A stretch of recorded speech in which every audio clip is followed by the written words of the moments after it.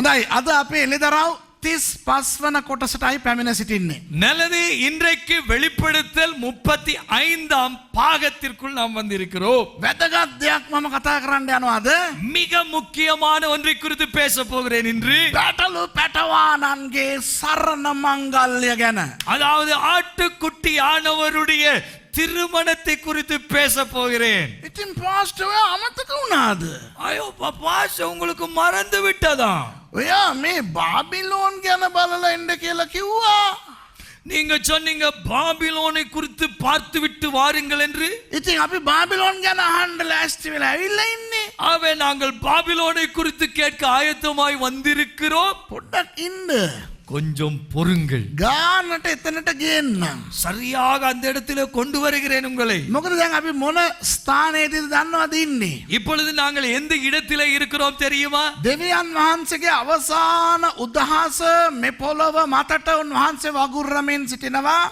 தேவன் தன்னுடைய கடைசி கோபாக்கினை கலசங்களை பூமியின் மேல் ஊற்றிக் கொண்டிருக்கிறார். නමුත් ඒක සිදුවෙන්න අවුරුදු 7කට කලින්ම සභාව ඔසවා ගනු ලැබ අමාරයි. அதற்கு முன்பு 7 வருடங்களுக்கு முன்பே சபையானது எடுத்துக்கொள்ளப்பட்டு விட்டது. එතකොට දැන් අපි ඉන්න ඒ කාලේ බයිබලේ ලිදරව් පොතේ அவை இப்பொழுது நாம் வேதாகமத்தின் படி இருக்கின்ற வெளிப்படுத்தின் காலகட்டமானது සභාව ඔසවා ගනු ලැබ சபை எடுத்துக்கொள்ளப்பட்டு අවුරුදු 7ක් ඔන්න දැන් හමාර වෙන්න යනවා. 7 ஆண்டுகள் இப்பொழுது முடிவடைய போகின்ற தருணத்திலே දෙවියන් වහන්සේගේ අවසාන උදහස් 7 වැగిරෙන ඒ මොහොත. தேவனுடைய கடைசி 7 கோபாக்கினையும் பூமியில் ஊற்றப்படுகிற தருணத்தில், ஊற்றப்பட்டு முடிகிற தருணத்தில் இருக்கிறோம். මිනිස්සුන්ගේ හැඟ පුරා වන மனிதருடைய சரீரம் எங்கும் அங்கே கொடூரமான புண்கள், ඒ වන තියෙද්දිම එක ප්‍රශ්න එනවා. அந்த கொடிய புண்கள் இருக்கின்ற அதே நேரத்திலே வேறு வேறு விதமான பிரச்சனைகள் உண்டாகிறது. යක්ෂයාගේ 6 නළලි නැත්තම් අතේ ගත්තේ නැති අයට විතරයි ඕක බලපාන්නේ නැත්තේ.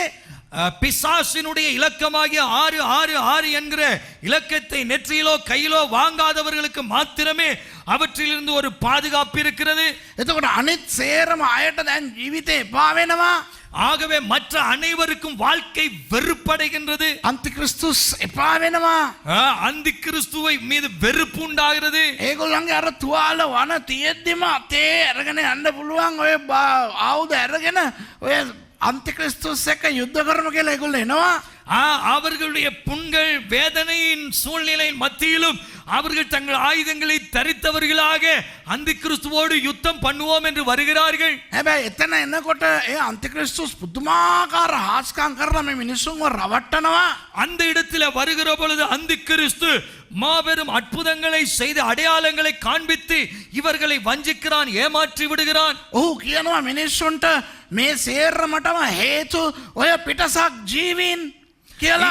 இவைகளுக்கு எல்லாம் காரணம் அவன் சொல்லுகிறான், அந்த கிறிஸ்து சொல்லுகிறான், இவைகளுக்கு எல்லாம் காரணம் இந்த வேற்று கிரகவாசிகள். ඒ නිසා මෙගිඩෝ මිටියාවතට ඇවිල්ලා මේ පිටසක් ජීවීන්ට විරුද්ධව අපි සටන් කරමු කියලා ඒ ආපු මිනිස්සුන්ව පොළඹවනවා.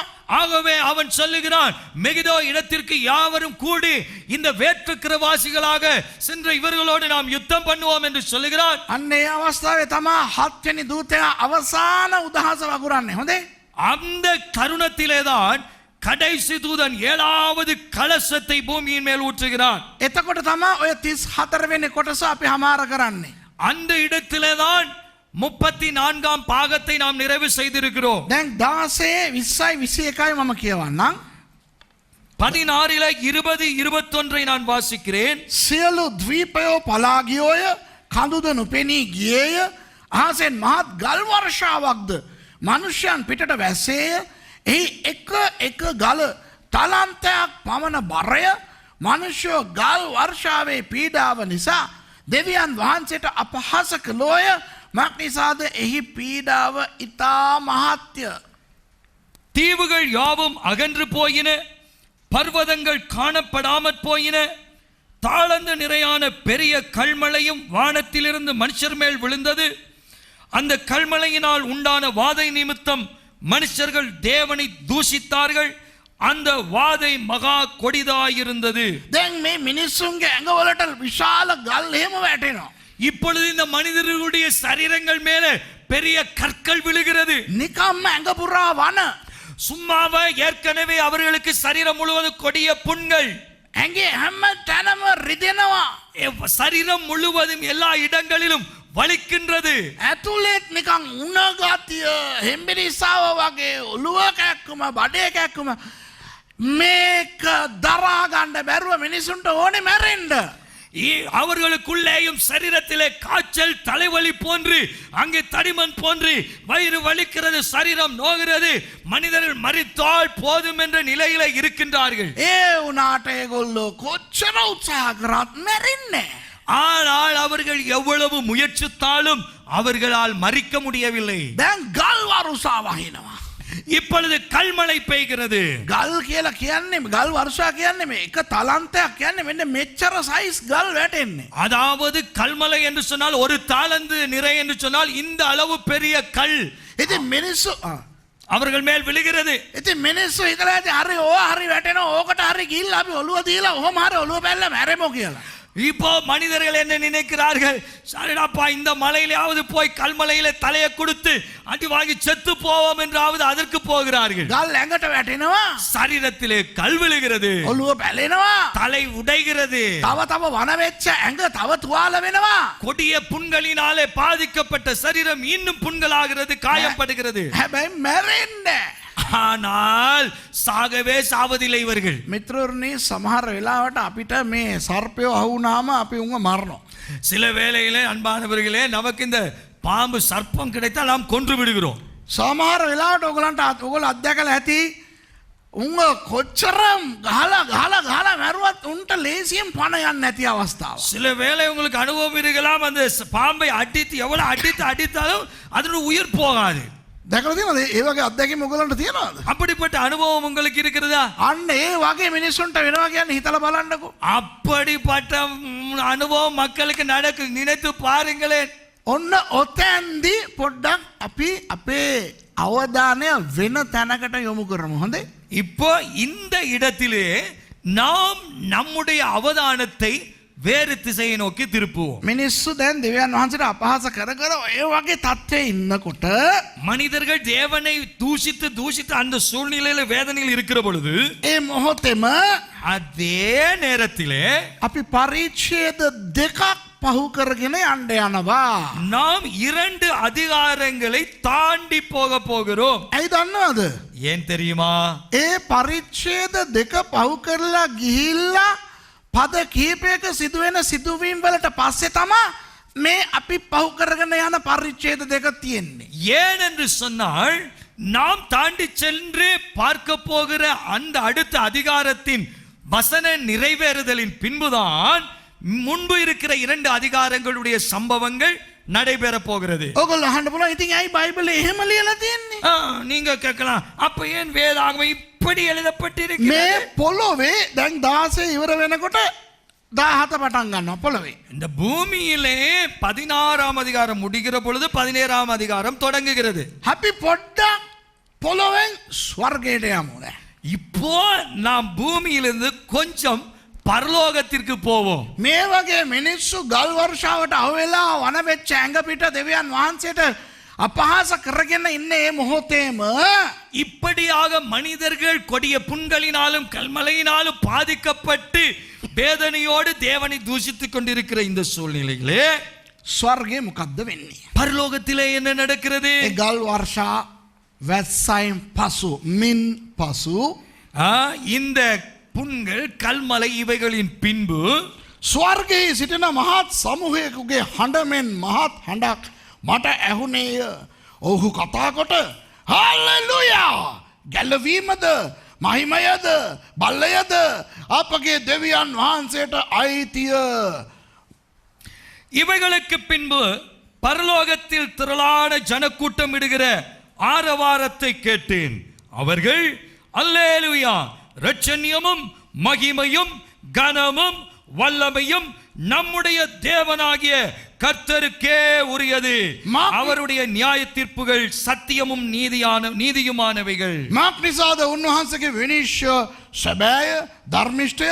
මක් නිසාද ඇගේ වෛශාකමෙන් පොළව කිලුටු කළ මහත් වෛශ්‍යාව උන්වහන්සේ විනිශ්චය කළසේක. තමන්ගේ මේ කරුවන්ගේ ලේ ගැන ඈට විපාක දුන්සේකයි කීවෝය. அவருடைய நியாய தீர்ப்புகள் சத்தியமும் நீதியுமானவைகள். தன் வேசித்தனத்தினால் பூமியை கெடுத்த மகாவேசிக்கு அவர் நியாய தீர்ப்பு கொடுத்து தம்முடைய ஊழியக்காரரின் இரத்தத்திற்காக அவளிடத்தில் பழி வாங்கினாரே என்றார்கள். තේරෙනවද මං කියන එක? நான் சொன்னது இப்போது புரிந்ததா? ලොකු ප්‍රශංසාවක් හට ගන්නවා. හරි? அங்கே மாபெரும் ஒரு புகழ் போற்றுதல் தேவனுக்கு கிடைக்கின்றது. ඇගේ දුම සදා කාලයටම නගින්නේය. වැඩි මහල්ලාන් 24 දෙනා ජීවමාන සත්වයන් 4 දෙනාද වැටි ආමේන් හලෙලූයා කියමින් සිංහාසනයේ වැඩ හිඳින දෙවියන් වහන්සේට නමස්කාර කළෝය. மறுபடியும் அவர்கள் அல்லேலூயா என்று சொல்லி ஆர்ப்பரித்தார்கள். அவளுடைய புகை என்றென்றைக்கும் எழும்புகிறது என்றார்கள்.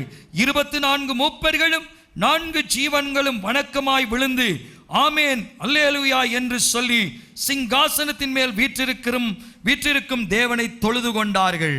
තවද අපේ දෙවියන් වහන්සේගේ සියලු මේ කරුවෙනි උන්වහන්සේට බය ඇති ලොකු කුඩා සියල්ලෙනි උන්වහන්සේට ප්‍රශංසා කරපල්ලායයි කියන ශබ්දයක් සිංහාසනයෙන් නික්මුණේය.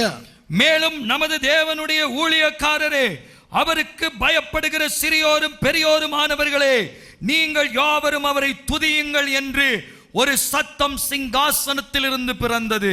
එවිට මහත් සමූහයකුගේ හඬ මෙන්ද බොහෝ ජලඝෝෂාවක් මෙන්ද බලවත් ගර්ජනාවල ශබ්දය මෙන්ද හඬක් මට ඇසුනේය. එනම් සර්ව පරාක්‍රම වූ අපගේ දෙව් ස්වාමීන් වහන්සේ රජ කරන බැවින් හලෙලූයා අපි අතිශයින් ප්‍රීති සන්තෝෂ වෙමු. උන්වහන්සේට ගෞරවය දෙමු. මක් නිසාද බැටළු පැටවානන්ගේ සරණ මංගල්‍ය පැමිණියේය. උන්වහන්සේගේ භාර්යාවද සූදානම්ව සිටින්නේය යනුයි. அப்பொழுது திரளான ஜனங்கள் இடும் ஆரவாரம் போலவும் பெருவெள்ள இரைச்சல் போலவும் பலத்த இடிமுழக்கம் போலவும் ஒரு சத்தம் உண்டாகி அல்லேலூயா சர்வ வல்லமையுள்ள தேவனாகிய கர்த்தர் ராஜரீகம் பண்ணுகிறார், நாம் சந்தோஷப்பட்டு களி கூர்ந்து அவருக்கு துதி செலுத்த கடவோம். ஆட்டுக்குட்டியானவருடைய கல்யாணம் வந்தது, அவருடைய மனைவி தன்னை ஆயத்தம் பண்ணினாள் என்று சொல்ல கேட்டேன். ඔන්න බලන්න මිත්‍රවරුනි, இங்கே பாருங்கள் அன்பானவர்களே, බැටළු පැටවානන්ගේ විවාහ මංගල්‍ය පැමිණෙනවා. இங்கே ஆட்டுக்குட்டியானவருடைய கல்யாணம் வந்தது. කවුද බැටළු පැටවානෝ? யார் இந்த ஆட்டுக்குட்டியானவர்? යේසුස් වහන්සේ. இயேசு கிறிஸ்துவானவர். නිකන් යේසුස් වහන්සේ කියන්න එපා. சும்மா இயேசு கிறிஸ்து என்று சொல்ல வேண்டாம். දෙවි වූ යේසුස් වහන්සේද தேவனாகிய இயேசு கிறிஸ்துவா, මනුෂ්‍යෙක් වූ යේසුස් වහන්සේද? மனுஷனாகிய இயேசு கிறிஸ்துவா? දෙන්නෙක් නෙවෙයි, 2 பேர் அல்ல, එක්කෙනයි. ஒருவர்தான். නමුත් ඒ එක් දෙවියන් වහන්සේ එක් වරක් මනුෂ්‍යෙක් වුණා. தேவன் ஒரு தரம் மனிதனானார். ඒ නිසා මනුෂ්‍යෙක් ව ඉඳද්දි තමයි ஆகவே மனிதனாக இருக்கும் பொழுதுதான் කසාද බඳින්න පුළුවන්. அவர் திருமணம் முடிக்க முடியும். දෙවියන් වහන්සේ කසාද බඳින්නේ නැහැ. தேவன் திருமணம் முடிக்க முடியாது. හරිද මං කියන කතන්දරේ? நான் சொல்லுகிற இந்த கதை சரியா? එතකොට මෙතන විවාහ මංගල්‍ය එන්නේ යේසුස් වහන්සේට නම්, அப்படியானால் இங்கே திருமணம் இயேசுவுக்கு நடக்க வேண்டுமானால் දෙව් යේසුස් වහන්සේගේද එහෙම නැත්නම් මනුෂ්‍යයා වූ යේසුස් වහන්සේගේද? தேவனாகிய கர்த்தர் இயேசுவுக்கா அல்லது மனிதனாகிய இயேசு கிறிஸ்துவுக்கா? මනුෂ්‍ය හැටියට ආපු යේසුස් වහන්සේට. மனிதனாக இயேசு கிறிஸ்துவுக்கே. කොහොමද දන්නේ? எப்படி தெரியும்? උන්වහන්සේට නාම කෝටියක් තියෙනවා. ஏனென்றால் அவருக்கு கோடி நாமங்கள் உண்டு. මෙතන උන්වහන්සේව සඳහන් කරන්නේ බැටළු පැටවානෝ කියලා. இந்த இடத்திலே அவரை குறிப்பிடப்படுவது, அடையாளப்படுத்துவது ஆட்டுக்குட்டியானவர் என்று. මේ ලෝකේ යේසුස් වහන්සේ ජීවත් වුණ කාලේ இந்த பூமியிலே இயேசு கிறிஸ்து வாழ்ந்த பொழுது දවසක් යේසුස් වහන්සේව දැකපු යොහන් බවතිස්ත කියනවා, ஒரு நாள் இயேசுவை கண்டு யோவான் ஸ்நானகன் சொல்கிறார், මෙන්න මුළු ලෝකයාගේම පාපය උසුලා ගන්න යන බැටලු පැටවානෝ இதோ කියලා. முழு உலகத்தின் பாவத்தை சுமந்து தீர்க்கிற தேவ ஆட்டுக்குட்டியானவர் என்று. මිනිස්සෙකු යේසුස් වහන්සේ ගැන බලලා යෝක කිව්වේ. அதாவது மனிதனாகிய இயேசு கிறிஸ்துவை பார்த்து சொல்லுகிறான். පස්කා බැටලු පැටවා හැටියට උන්වහන්සේ මැරුණා. அவர் பஸ்கா ஆட்டுக்குட்டியாக அங்கே அடிக்கப்பட்டார். ඒ බැටලු පැටවා හැටියට මැරුණේ මනුෂ්‍යයා වුණා වූ යේසුස් වහන්සේ. அந்த ஆட்டுக்குட்டி ஆடாக அடிக்கப்பட்டவர் மனிதனாகிய இயேசு கிறிஸ்து. ඒ මනුෂ්‍යෙක් හැටියට උන්වහන්සේ මේ ලොවට ඇවිත් ජීවත් වුණු කාලය අවුරුදු 33ක් පමණයි. அவர் மனிதனாக இந்த பூமியிலே வாழ்ந்த ஆண்டுகள் 33 ஆண்டுகள். නමුත් උන්වහන්සේ නිර්මාණය කරපු ඒ යුදෙව් සංස්කෘතිය ஆனால் அவர் நிர்வகித்த அல்லது உருவாக்கிய அந்த யூத கலாச்சாரம் අපිට පැහැදිලිවම කියනවා நமக்கு தெளிவாய் சொல்லுகிறது. යුදෙව් පිරිමියෙක් කසාද බඳින්නේ අවුරුදු 40 කියලා. ஆனால் யூத ஆண் ஒருவன் திருமணம் முடிப்பது 40 வயதிலே என்று. එතකොට යේසුස් වහන්සේ අවුරුදු 33ක් ගත කරලා ඉවරයි. ஆகவே இயேசு கிறிஸ்துவானவர் 33 ஆண்டுகள் நிறைவு செய்து விட்டார். කසාද බඳින්න බෑ. அவர் திருமணம் முடிக்க முடியாது. ඒ නිසා තමයි ஆகவேதான் සභාව ඔසවා ගනු ලබනකොට சபை எடுத்துக்கொள்ளப்படுகிற பொழுது ඒ අවස්ථාව පටන් නැවත වාරයක් යේසුස් වහන්සේ ස්වර්ගයේහි පෙනී හිටින්නේ බැටලු පැටවානෝ හැටියට. அவர் பரலோகத்திலே மீண்டுமாக ஆட்டுக்குட்டியானவராக வெளிப்பட்டு காண்பிக்கப்படுகிறார். ආපහු මනුෂ්‍ය වයස උන්වහන්සේ තමන්ට ගන්නවා. அவர் மீண்டுமாக மனித வயதை தன்னிடத்திலே எடுக்கின்றார். අවුරුදු 7ක් මේ පොළොවේ අන්තික්‍රිස්තුස්ගේ පාලනය, 7 ஆண்டுகள் இந்த பூமியில அந்திகிறிஸ்துவினுடைய ஆட்சி, අවුරුදු 7ක් සභාව සෝදානම් කරනු ලබනවා විවාහ මංගල්‍යයට. 7 ஆண்டுகள் சபையானது ஆயத்தமாக்கப்படுகிறது திருமணத்திற்காக. ඒ අවුරුදු 7 තුල යේසුස් වහන්සේගේ මනුෂ්‍ය වයස 33 ඉඳන් 40ට නගිනවා. அப்பொழுது அந்த 7 ஆண்டுகளுக்குள்ளே 33 7 40 ஆண்டுகளாக அவருடைய வயது கூட்டப்படுகிறது. එතකොට මේ විවාහ මංගල්‍ය සිදු වෙනකොට මනුෂ්‍ය වෙන යේසුස් වහන්සේගේ වයස කීයද? அப்படியானால் இந்த திருமணம் நடக்கிற பொழுது ஆண்டவர் மனிதனாகிய இயேசு கிறிஸ்துவுக்கு எத்தனை வயது? 40යි. 40. බලන්න උන්වහන්සේ කොච්චර ලස්සනට සංස්කෘතිකය දෙනවද කියලා මෙතන. இங்க பாருங்கள் எவ்வளவு அழகாக அவர் கலாச்சாரத்தை இங்கே பிரதிநிதித்துவப்படுத்துகிறார். මොකද යුදෙව් සංස්කෘතිය කියන්නේ අපේ දෙමළ සිංහල ඉංග්‍රීසි සංස්කෘති වගේ නෙවෙයි. ஏனென்றால் யூத கலாச்சாரம் என்பது எங்களுடைய தமிழ் சிங்கள ஆங்கில கலாச்சாரத்தை போன்றல்ல. යුදෙව් සංස්කෘතිය දෙවියන් වහන්සේ නිර්මාණය කරලා දුන්න සංස්කෘතිය. அந்த யூத கலாச்சாரமானது தேவன் திட்டம் பண்ணி உருவாக்கி கொடுத்த கலாச்சாரம். එතකොට විවාහය යුදෙව් සංස්කෘතියට අනුව මනුෂ්‍ය පුත්‍රයාගේ වයස 40 සිදු වෙනවා නම් அப்படியானால் யூத கலாச்சாரத்தின்படி ஆணுடைய வயது 40 வயதிலே அங்கே திருமணம் நடக்க வேண்டுமானால் ඊට පස්සේ සිදුවෙන දේවලුත් යුදෙව් සංස්කෘතියට අනුව සිදු වෙන්න ඕනේ නේද? அப்படியானால் அதற்கு பின்பு நடைபெறுகிற சம்பவங்களும் யூத கலாச்சாரத்தின்படி நடக்க வேண்டும் அல்லவா? පොඩ්ඩක් ඉන්න ඒක පස්සේ මං කියලා දෙන්නම්. கொஞ்சம் பொறுங்கள், அதை பின்பு நான் சொல்லி தருகிறேன். දැන් බලමු මොකක්ද වෙන්නේ කියලා. இப்பொழுது பார்ப்போம் என்ன நடக்கிறது என்று. එතකොට යේසුස් වහන්සේගේ විවාහ මංගල්‍ය ඔන්න දැන් පටන් ගන්නවා. அப்பொழுது இயேசு கிறிஸ்துவானவருடைய திருமணம் ஆரம்பிக்கப்பட்டு நடைபெறுகிறது. ඔන්න 8 වෙනි පදේ ඉඳන් 8ஆம் வசனத்திலிருந்து දීප්තිමත් වූ පවිත්‍ර වූ සිහින් වස්ත්‍රයන් පැළඳෙන්ට ඇයට ලැබුණේය. සිහින් වස්ත්‍ර නම් ශුද්ධවන්තයින්ගේ ධර්මිෂ්ඨ ක්‍රියාය. சுத்தமும் பிரகாசமுமான மெல்லிய வஸ்திரம் தரித்து கொள்ளும்படி அவளுக்கு அளிக்கப்பட்டது.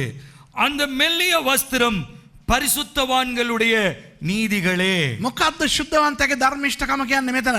இந்த இடத்திலே பரிசுத்தவான்களுடைய நீதிகள் என்று சொல்லப்படுவது யாது? යේසුස් වහන්සේව තම ගැලවුම් කාර්යානන් වහන්සේ හැටියට පිළි අරගෙන இயேசு கிறிஸ்துவை தன் இரட்சகராக ஏற்றுக்கொண்டு උන්වහන්සේ පමණයි මගේ දෙවියන් වහන්සේ කියලා විශ්වාස කරගෙන அவர்தான் என்னுடைய இரட்சகர் என்று விசுவாசித்து උන්වහන්සේව අනුගමනය කරන කිතුණුවන් அவரை பின்பற்றுகிற கிறிஸ்தவர்கள். ක්‍රිස්තියානි අය තමයි ධර්මිෂ්ඨය.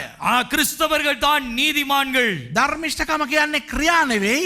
நீதி என்பது கிரியை அல்ல. ධර්මිෂ්ඨකම කියන්නේ දෙවියන් වහන්සේත් එක්ක යහපත් සම්බන්ධතාවය. அந்த நீதி என்பது தேவனோடு நல்ல நேர்த்தியான உறவு. ඔන්න දැන් ඒ අය දැන් සුදු එහෙම ඇඳගෙන அப்பொழுது இவர்கள் வெண் வஸ்திரம் தரிக்கப்பட்டவர்களாக, ඒ කියන්නේ ධර්මිෂ්ඨකම. அதாவது நீதி.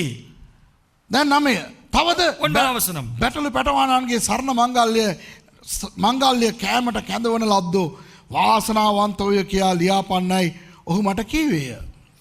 பின்னும் அவன் என்னை நோக்கி, ஆட்டுக்குட்டியானவரின் கல்யாண விருந்துக்கு அழைக்கப்பட்டவர்கள் பாக்கியவான்கள் என்று எழுது என்றான். කවුද? யார் இவர்கள்? සභාව යේසුස් වහන්සේව කසාද බඳිනවා නම් சபை இயேசு கிறிஸ்துவை திருமணம் முடிக்க வேண்டுமானால் ඒ විවාහ මංගල්‍යයට කැඳවන ලද්දෝ කවුද? அந்த திருமணத்திற்கு அழைக்கப்பட்டவர்கள் யார்? පොළොවේ ඉන්න අයද? பூமியில் இருந்தவர்களா? උන් වනවෙච්ච ඇඟ පිටින් ගල් වරුසාවට තෙමි තෙමි ඉන්නවා. அவர்கள் கொடிய புண்களினாலே கல்மலையினாலே காயப்பட்டு துன்பப்பட்டு கொண்டிருக்கிறார்கள். හය ගත්තේ නැති අය 6 பெறாதவர்கள் ඒගොල්ලොත් මංගල්‍ය නෑ. ඒගොල්ලෝ ස්වර්ගේ නෑ තාම. அவர்கள் இன்னும் பரலோகத்திலே இல்லை.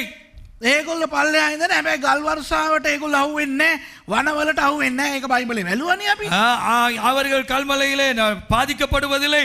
அங்கே கொடிய புண்களினாலே பாதிக்கப்படுவதில்லை. அவர்கள் இருக்கிறார்கள். එතකොට ඒගොල්ලොත් නෙවෙයි. அப்படியான அவர்களும் இல்லை. එහෙනම් කවුද විවාහ මංගල්‍යයට කැඳවන ලද්දෝ භාග්‍යවන්තෝ කියලා කියන ඒ කැඳවන ලද්දෝ කවුද? அப்படியானால் திருமண காட்டுக்குட்டியானுடைய கல்யாணத்திற்கு அழைக்கப்பட்டவர்கள் யார்? அவர்கள் யார்? ආදම් සිට සභාව ඔසවා ගන්නු ලබන කාලය දක්වා ஆதாம் முதல் சபை எடுத்துக்கொள்ளப்படும் காலம் வரையிலே ඒ කාලය දෙකකට බෙදන්න පුළුවන්. அந்த காலகட்டத்தை இரண்டாக பிரிக்கலாம். ආදාම් සිට යේසුස් වහන්සේ දක්වා. ஆதாம் முதல் இயேசு கிறிஸ்து வரையிலே, යේසුස් වහන්සේ සිට සභාව ඔසවා ගන්නු ලබන කාලය දක්වා. இயேசு கிறிஸ்து முதல் சபை எடுத்துக்கொள்ளப்படுகிற நாட்கள் வரையில். ඒක යේසුස් වහන්සේ ආපු කාලේ සිට සභාව ඔසවා ගන්නු ලබන කාලය දක්වා කියන්නේ ක්‍රිස්තියානි අයනේ. அப்பொழுது இயேசு கிறிஸ்து வந்தது முதல் சபை எடுத்துக்கொள்ளப்படுகின்ற காலகட்டம் என்பது அதாவது ரட்சிக்கப்பட்ட கிறிஸ்தவர்கள் அல்லவா? ඒගොල්ලෝනේ දැන් භාර්යාව වෙන්න යන්නේ. அவர்கள் தானே மணவாட்டியாக மாறப் போகிறார்கள். එහෙනම් ආදාම් සිට යේසුස් වහන්සේ එන දක්වා அப்படியானால் ஆதாம் முதல் இயேசு கிறிஸ்து வந்த நாள் வரையிலே, ඒකට අපි කියන්නේ පරණ කිවිසුම් කාලයනේ. அதற்கு நாம் சொல்லுவது பழைய ஏற்பாட்டு காலம் அல்லவா? පරණ කිවිසුම් කාලේ උන්නු ශුද්ධවන්තයි. அதாவது பழைய ஏற்பாட்டு காலத்திலே இருந்த பரிசுத்தவான்கள். ආදම්ලත් පස්සේ පසුතැවිලා දෙවියන් වහන්සේත් එක්ක ෂේප් එකේ හිටියානේ. ஆதாமும் பின்பு மனம் திரும்பி தேவனோடு கூட ஷேப்பாக இருந்தான் தானே. ඉතින් ආදම් හිඳි ඒවා හිඳි ஆதாம் இருப்பான், ஏவாளும் இருப்பாள், සේත් ඉඳි சேத்திருப்பான். ඊට පස්සේ ඒනොක් අනිවාර්යෙන්ම ඉඳ උනේ.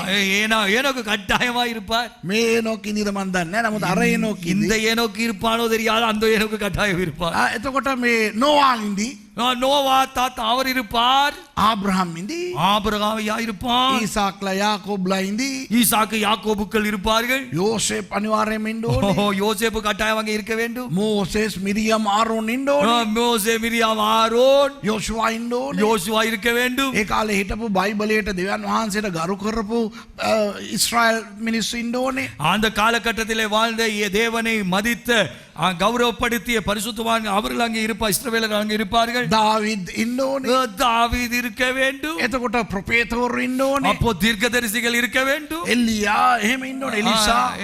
எலிசா அவங்களும் இருக்க வேண்டும். ඉතින් මේ වගේ අර පරණ කිවිසුම් ශුද්ධවන්තයින් තමයි ඒ විවාහයට කැඳවන ලද භාග්‍යවන්තයින්. அப்போ அந்த பழைய ஏற்பாட்டு பரிசுத்தவான்கள் தான் திருமண வைபவத்திற்கு அழைக்கப்பட்ட பரிசுத்தவான்கள். ඒගොල්ලෝ යේසුස් වහන්සේගේ භාර්යාව වෙන්න ඒගොල්ලන්ට සුදුසුකම නැහැ.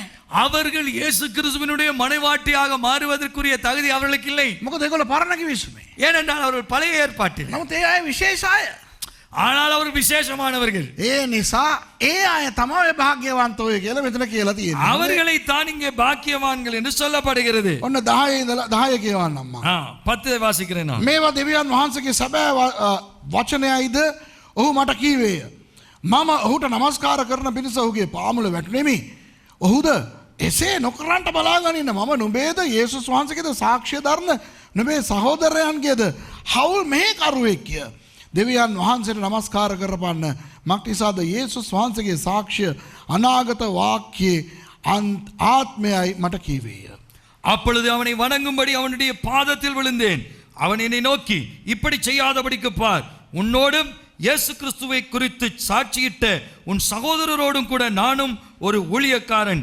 தேவனை தொழுதுகள். இயேசுவை பற்றின சாட்சி தீர்க்க தரிசனத்தின் ஆவியாய் இருக்கிறது என்றான். හොඳයි මිත්‍රයනි, දැන් ඔය පළවෙනි පද 19 පළවෙනි පද 10 අපි මොනවද බැලුවේ? இப்பொழுது இந்த முதல் 19 வசனங்கள் நாம் என்ன பார்த்தோம்? බැටළු පැටවානන්ගේ විවාහ මංගල්‍ය. හොඳේ? இந்த முதல் 10 வசனங்களுக்குள்ளும் நாம் பார்த்தது ஆட்டுக்குட்டியானவருடைய திருமணத்தை குறித்து. හොඳයි දැන් යුදෙව් සංස්කෘතිකයේ එක දෙයක් මම ඔයගලන්ට කියලා දෙන්න. இப்பொழுது யூத கலாச்சாரத்தில் அல்லது சம்பிரதாயத்திலிருந்து ஒன்றை நான் உங்களுக்கு கொண்டு வருகிறேன். වැඩසටහන නරඹන අය ලෝකේ ගොඩක් රටවල් වලින් නරඹන සමහර අය යුදෙව් සංස්කෘතිය හදාරනවා ඉගෙන ගන්නවා ඔයගලන්ට සමහර දේවල් දන්නවා. இதை ஊடகத்தின் மூலமாக பார்வையிடுகிற நீங்கள் உலகத்தில் இருக்கிற பலவிதமான கலாச்சாரங்கள் யூதருடைய கலாச்சாரங்கள் உங்களுக்கு தெரிந்திருக்கலாம். තල්මුඩ් மிஷ்னா ගෙමාහා ආෆෝත් මෙන්න මෙවැනි යුදෙව් සංස්කෘතික සාහිත්‍යමය ලියකියවිල වලින් ගත්ත දේ තමයි දැන් මම ඔබට උගන්වන්නේ. இப்படியாக 4 காரியங்களிலிருந்து எடுக்கப்பட்டதானே யூத கலாச்சாரத்தை குறித்து தான் உங்களுக்கு நான் பேசுகிறேன். සමහර මගෙන් අහනවා. சிலர் என்னிடத்திலே கேட்கிறார்கள், අනේ පාස්ටර් මමත් මේවා ටිකක් ඉගෙන ගන්නවා. நான் அது பாஸ்டர் இதை நான் கொஞ்சம் கற்றுக்கொண்டிருக்கிறேன் என்று. පාස්ටර් මොන පොත් වලින්ද ඕවා ගත්තේ කියලා මට කිව්වනම් අපිටත් ඒ පොත් මිලදී අරගෙන ඕවා ඉගෙන ගන්න පුළුවන්. பாஸ்டர் நீங்க எந்த புத்தகத்திலிருந்து இதெல்லாம் எடுத்தீர்கள் என்று சொன்னால் நாங்கள் அந்த புத்தகத்தை வாங்கி இதை கற்றுக்கொள்ளலாமே என்று சொல்லி கேட்டார்கள். තරහ වෙන්න එපා. ඔය පොත්පත් සංගරා Google කරලා ඉගෙන ගන්න පොරක් නෙවෙයි මම. இவைகள் எல்லாம் இந்த புத்தகங்களை சேகரித்து அதை கொண்டு அவற்றிலிருந்து கற்றுக்கொள்ளக்கூடியது அல்ல இவைகள். ඔරිජිනල් ටල්මුඩ් එක මිෂ්නා එක ගෙමාහා එක ආෆෝත් එක ඒවා අරන් තමයි මම කියවනේ බාබිලෝන් නම් බාබිලෝන් වල තිබුණු ඒ ප්‍රාථමික ඒ ග්‍රන්ථ එවැනි දේවල් අරගෙන තමයි මම ඒවා බලන්නේ. ඒවා ඉතින් හැම කෙනාටම නෑ. ඉතින් ඒ යන්න ඕනේ උගු. ஆகவே இந்த குறிப்பிடப்பட்ட இந்த 4 கலாச்சாரத்தினுடைய புத்தகங்கள் ஒரிஜினல். அதை எடுத்து தான் நான் படித்தேன். நீங்கள் அதை படிக்க வேணும். அது ஒரிஜினல் எடுத்து போய் அங்கே போய் எடுத்து படிக்க வேண்டும். මොකද සමහර මිනිස්සු මම උගන්වන සමහර දේවල් Google එකේ ගහලා බලනවා මූ කියනවා ඇත්තද කියලා. சிலர் என்ன செய்கிறார்கள், நான் சொல்லுகிறதை எல்லாம் கூகுளுக்குள்ளே போய் அடித்து பார்க்க இவன் சொல்றதெல்லாம் உண்மையா என்று சோதித்து பார்க்கிறார்கள். පස්සේ කියනවා ඒක නෑනේ. நீங்க சொன்ன இதுல இல்லையேப்பா. ඒක ඒ වෙන්න බෑනේ. ஆகவே அப்படி இருக்க முடியாது. නෑ ඕකේ Google වල දාන්නේ නෑ. ඒක அவைகள் கூகுளுக்குள்ளே போடப்படுவதில்லை. පොත්පත්වල ඕවා නෑ. அவைகள் புத்தகங்களிலே இல்லை. අපි ගිහිල්ලා ඒ රටවල් වලට ගිහිල්ලා ඒ සංස්කෘතිය හදාarලා ඒ භාෂාව හදාarලා අපි ඕවා හොයාගෙන ගේන්නේ. හොඳේ. ஆகவே அந்த நாடுகளுக்கு போய் அந்த கலாச்சாரங்களை கற்று அந்த பாஷை அந்த மொழியை கற்று அப்படித்தான் இதை பெற்றுக்கொண்டேன். වර්තමාන ඊශ්‍රායල් වල යුදෙව්ව මේක පිළිපදින්නේ නැහැ. අවුරුදු 18ේම කසාද බැඳගෙන දුවනවා.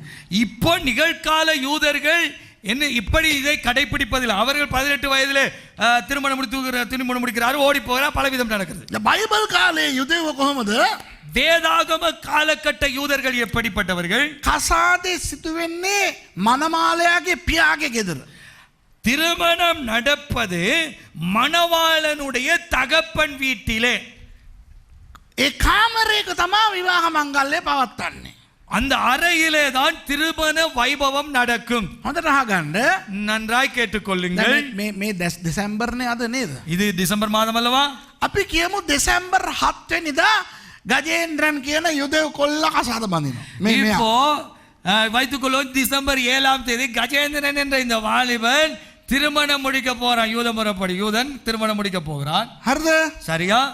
එතකොට මම තමයි ගජාගේ තාත්තා. இப்போ இவர்தான் கஜாவுடைய அப்பா. මම තාත්තා මෙයා පුතා. அவர் அப்பா, நான் மகன். එතකොට කවුද මනමාලිය? அப்ப யார் மனவாட்டி? කාවත් උදාහරණයට ගන්න නැහැ. පස්සේ මෙයාගේ ඇත්ත ගෑණි වලියට එයි. யாரையும் உதாரணத்துக்கு எடுக்க போவதில்லை. ஏன்னா என்ன சொந்த முன்னாடி சண்டைக்கு வந்துடுவா. ඇත්ත භාර්යාව වවුනියාවේ ඉන්නවා. உண்மையான மனைவி வவுனியாவில் இருக்கிறார். ළමයි 65ක් විතර වගේ ඉන්නවා. 65 புள்ள மாதிரி இருக்கிறது.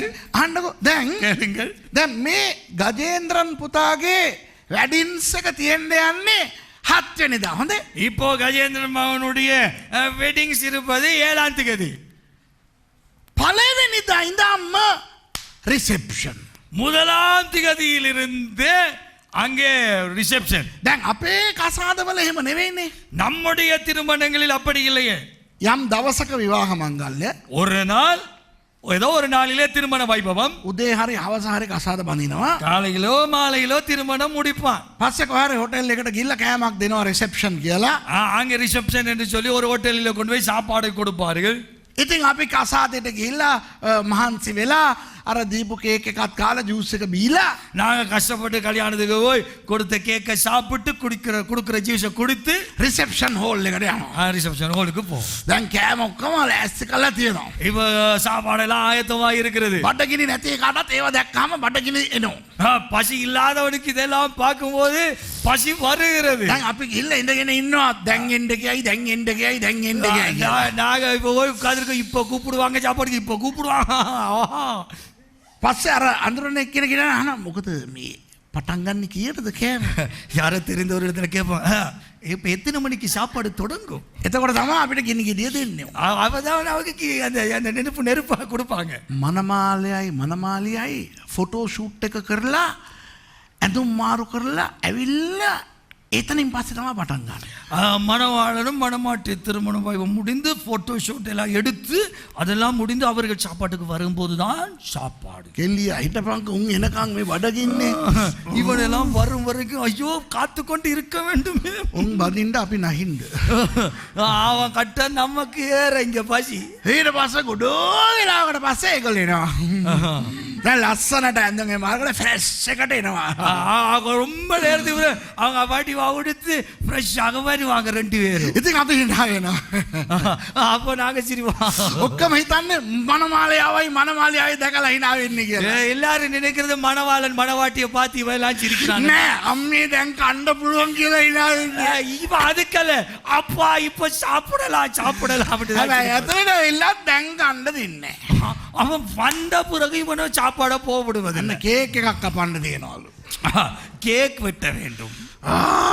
ඉතින් ඔක්කොම ඔය කේක් එහෙම කපලා ඊට පස්සේ අපිට කන්න හම්බෙච්චාම පස්සේ අර ඉස්සරහිට අපෙන් ගිල පොලිමේට ගන්නවා. අපි මේ 73 වෙනි හැටියට ඉන්නවා. அப்ப கேக் எல்லாம் வெட்டி முடிச்சு அங்க முன்னுக்கு கொஞ்சம் பேர் போய் நம்ம 73வது ஆளா நம்ம இங்க நிக்கிறோம். කොහොම හරි පොලිමේ ගිහිල්ලා ඒ ASCII පොලිම් පණිනේ උනොත් ඉන්නවනේ. அதுக்கிடையில போலினுக்குள்ள இடையில செருகிறவன் இருக்கிறான் தானே. ඒ ASCII වෙඩින්ස් එකට ඇවිල්ලා හින්දී කවුරු හරි පාස්ටර්ස්ලා 4-5 දෙනෙක්. அதுக்குள்ள வந்திருப்பாங்க வெட்டிங்ஸுக்கு பாச 4 பேர். කවුරු හරි කොජෙක් පාස්ටර්ස් වගේ මේ පොඩ්ඩක් ඉන්න මේ පාස්ටර්ස්ලාට ඉස්ලා දාම කියලා දානකොට පිටිපස්සේ ඉන්නේ උන්ට පාස්ටර්ස්ලාව මරන් කණ්ඩ හිත. அவ யாராவது ஒரு போய் பாசன் மார முன்னுக்கு விடுங்கோ. அப்ப வெட்டிங்ஸ் வந்து நமக்கு பாசன் மார கொல்லணும் போல யோசனை வரும். කොහොම හරි ඔක්කොම ಜಾති කාලා ඉවර වෙලා எல்லா ஜாதியையும் சாப்பிட்டு ඔක්කොම ෆොටෝ එහෙම ගත්තාම போட்டோ எல்லாம் எடுத்த பின்பு මනමාලියයි කාර් එකට නැගලා අපිට ටටා කියලා උන් යනවා යන්න. மணவாளன் மணவாட்டி காருக்கு என்கிட்ட டா என்று சொல்லிட்டு போயிடுவான். ඒක ඉතින් just married කියලා ලියලා ඇති. அதுக்கு என்ன கஸ்மேனிகா just married. ஜஸ்ட் இப்பதான் திருமணம். ටින් එහෙම ගැට ගහලා ඇති. அதுக்குள்ள வீட்டெல்லாம் அடித்திருப்பார்கள். ඒගොල්ලෝ යන්නේක බලන් ඉඳලා அவங்க போறத பார்த்துட்டு අපි ගයි හරි යන් ඉතින් අපි මොනා කරන්නද? சாசா நம்ம என்ன செய்ய போவோம். යුදෙව් සරණ මංගල්‍යයන් එහෙම නෙවෙයි. யூத திருமணங்கள் இப்படி அல்ல. ගජේන්ද්‍රන් පුතාගේ වෙඩින්ස් එක 7 වෙනිදා වුණාට கஜேந்திரனுடைய திருமணம் 7ஆம் தேதியா இருந்தால் ඕන කෙනෙකුට ඕකට ඇරයුම තිබුණට யார் யாருக்கு வரவேற்பு இருந்தாலும் அழைப்புதல் இருந்தாலும் ඒගොල්ලන්ට එන්න පුළුවන් දවස් 7ක්ම තියෙනවා. அவர்களுக்கு வரக்கூடிய நாட்கள் 7 நாட்கள் உண்டு. පළවෙනිදා ඉඳන්ම රිසෙප්ෂන්. 1ஆம் தேதியிலிருந்து ரிசப்ஷன். පළවෙනිදා ඉඳන් මේ මනමාලයා තාත්තා මමනේ. மணவாளன் அப்பா அவர்தானே. ඉතින් අපේ ගෙදරට හැම කෙනාම එනවා. அவருடைய வீட்டுக்கு எங்களுடைய வீட்டுக்கு எல்லாரும் வருவார்கள். තෑගි බෝග අරගෙන பரிசுகளை எடுத்துக்கொண்டு ඇවිල්ලා வந்து මනමාලයට තෑගි දීලා மணவாளனுக்கு பரிசு கொடுத்து කාලා சாப்பிட்டு ආශිර්වාද කරලා ஆசீர்வதித்து යනවා. போயிடுவாங்க. මනමාලියව දකින්නේවත් නැහැ. மணவாட்டியை காண்பதே கிடையாது. ඒ මනමාලිය ඇතුලේ ඉන්නවා. යාව එළියට ගෙන්නෙත් නැහැ. මේගොල්ලෝ ඇතුලට යන්නත් බෑ. மணவாட்டி உள்ளே இருப்பான். அவ வெளியே வர இவ வர்றவன் அவளை போய் பார்க்கவும் இல்லை. හැම තෑග්ගක්ම මනමාලයට. எல்லா பரிசும் மணவாளனுக்கு தான். සම්පූර්ණ විවාහ වියදම මනමාලයාගේ තාත්තගේ. முழு திருமண செலவும் மாப்பிள்ளையினுடைய அப்பா. දැන් එහෙම නෙවෙයිනේ. இப்ப அப்படி இல்லையே. ඕගොල්ලෝ මේක කරන්න අපි මේක කරන්න. நீங்க அதை செய்யுங்க நாங்க இதை செய்யுங்க. ඒකෙත් කචල් යනවා. அதுக்குள்ளே ஒரு கச்சாலு ඒ වගේම තෑගි ඔක්කොම හම්බෙන්නේ මනමාලයට. அத போல திருமண பரிசு எல்லாம் கிடைப்பது மணவாளனுக்கு. මනමාලිය දන්නෙත් නෑ. மணவாட்டிக்கு தெரியவும் மாட்டாது என்ன இது கிடைக்குது. දැන් ඒව නෙවෙයිනේ. இப்ப அப்படி இல்லையே. ෆස්ට් නයිට් එකට ගියාම முதல் இரவுக்கு போனதும் ෆස්ට් නයිට් එකේ තියෙනවා ෆස්ට් ෆයිට් කියලා එකක්. ஃபர்ஸ்ட் நைட்ல ஒரு ஃபர்ஸ்ட் ஃபைட் ஒன்று இருக்கு. ඒ කියන්නේ ගිය ගමන් කියනවා මේ මනමාලයා කියනවා මනමාලිය දිහා බලලා මේ මගේ පැත්තට ආපු පෙට්ටිත් අර වාගේ පුංචි අම්මා නේද අර රතු පාට සාරිය නෙමෙයි එයා ගෙනිච්ච පෙට්ටි දෙක.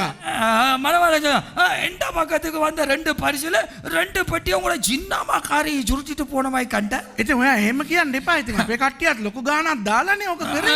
நீங்க அப்படி சொல்ல எங்கட ஆக்களும் பெரிய தொகையை போட்டு தானே செலவு செய்து. ඒතර මෙයාගේ මේ කෙසේ වෙතත් අපිට හම්බෙච්ච තෑගි ඔක්කොම අපිට එන්න ඕනේ. எப்படி இருந்தாலும் பரவாயில்லை எங்களுக்கு கிடைக்க வேண்டிய பரிசு எல்லாம் எங்களுக்கு வந்து சேரும். මං ගණන් කරන්න යනවා. நான் என்ன போறேன். එහෙනම් ඔයා වගේ කට්ටියව සැක කරනවද? நீங்க எந்த ஆக்கள் எல்லாம் சந்தேகப்படுறீங்களோ? So before first night you have first fight. Before first நைட்டுக்கு முதல்ல ஃபர்ஸ்ட் ஃபைட். ඊට පස්සේ first night. அதுக்கு பிறகு தான் first night. then first flight. இப்ப ஃபர்ஸ்ட் ஃபிளைட். කඩාගෙන යනවා කචල් එකට. ඔය අඩේ උඩජ කොට ඕනවා සැටේ. ඒ කාලේ යුදෙව්වන්ගේ කාලේ මනමාලිය දන්නෙත් නැහැ කවුද ආවේ ගියේ මොනවද ගෙනාවේ මොනවද දන්නේ. யூதர்களுடைய கலாச்சாரத்தின்படி அந்த திருமணத்துக்கு மணவாட்டிக்கு தெரியாது யாரு வாரா யாரு போறா என்ன கொடுக்குறா என்ன வாங்க ஒன்றும் தெரியாது. 7 වෙනි දනේ මෙයාගේ විවාහය. 7ஆம் நாள் தான் 7ஆம் தேதி தானே இவருடைய திருமணம். හැම කෙනාටම ඇරයුම තියෙන්නේ පළවෙනිදා දෙවෙනිදා තුන්වෙනිදා හතරවෙනිදා පස්වෙනිදා හයවෙනිදා හත්වෙනිදා.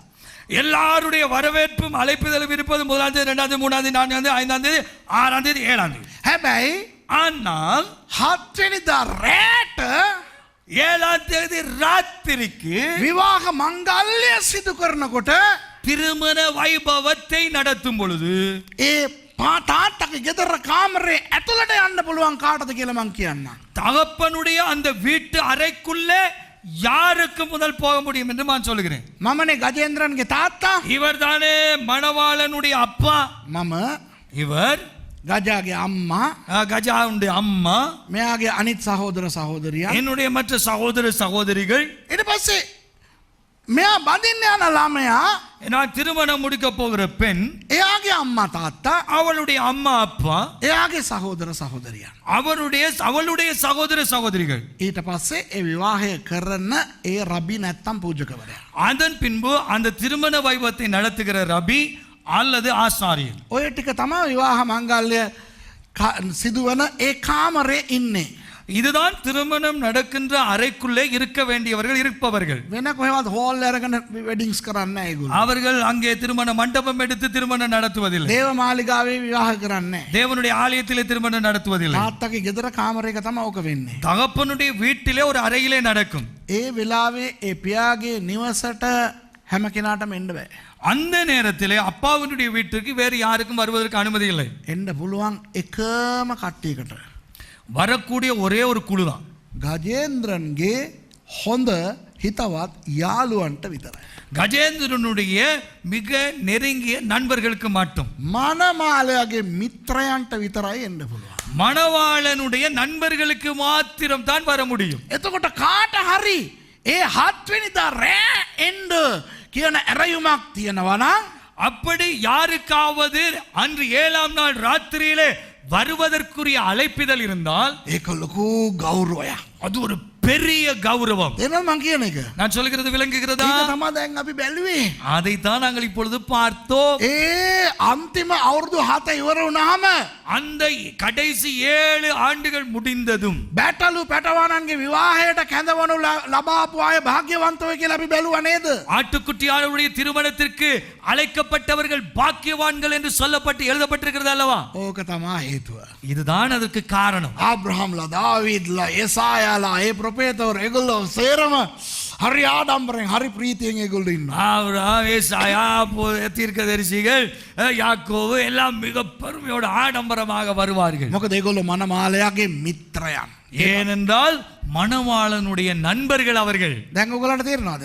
இப்போ உங்களுக்கு புரிகிறதா? ඔන්න දැන් ගජේන්ද්‍රන්ගේ කසාදේ ඉවර වුණා. இப்போ கஜேந்திரனுடைய திருமணம் முடிந்தது. ඒ රූම් එකේ විවාහය සිදුවෙච්ච කාමරේ இந்த திருமணம் நடந்த அறைக்குள்ளே අපි ඔක්කොම මෙයාගේ කසාදේ කරලා දුන්නාම நாங்கள் எல்லோரும் சேர்ந்து இவருடைய திருமணத்தை நடத்தி கொடுத்தது பின்பு මෙයාට ආශිර්වාද කරලා මනමාලියට ආශිර්වාද කරලා இவரை ஆசீர்வதித்து மணவாட்டியையும் ஆசீர்வதித்து ඒ රබ්බිවරයා මම අපේ පවුලේ අය ගෑණිගේ පවුලේ අය ඔක්කොම එළියට යනවා.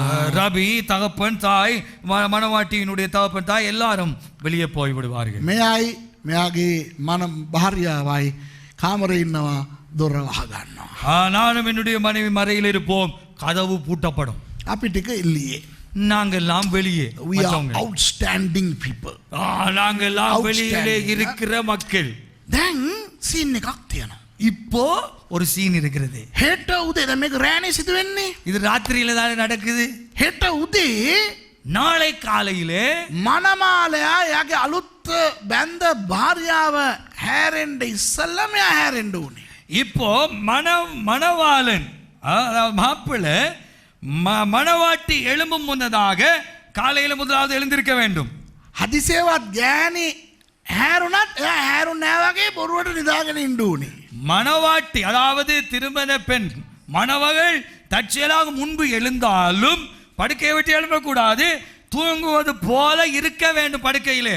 මෙයා එමෙට නැගිටලා இவர் சும்மா திடீரென்று எழும்பி එමීට එළියට ගිහිල්ලා மெல்ல வெளியே போய் දොර ඇරලා கதவை திறந்து එමීට එළියට ගිහිල්ලා மெல்லவா வெளியே போய் දොර වහලා கதவை பூட்டி එමීට එළියට යනකොට එක එක උන් බුදි කවුද බුදි?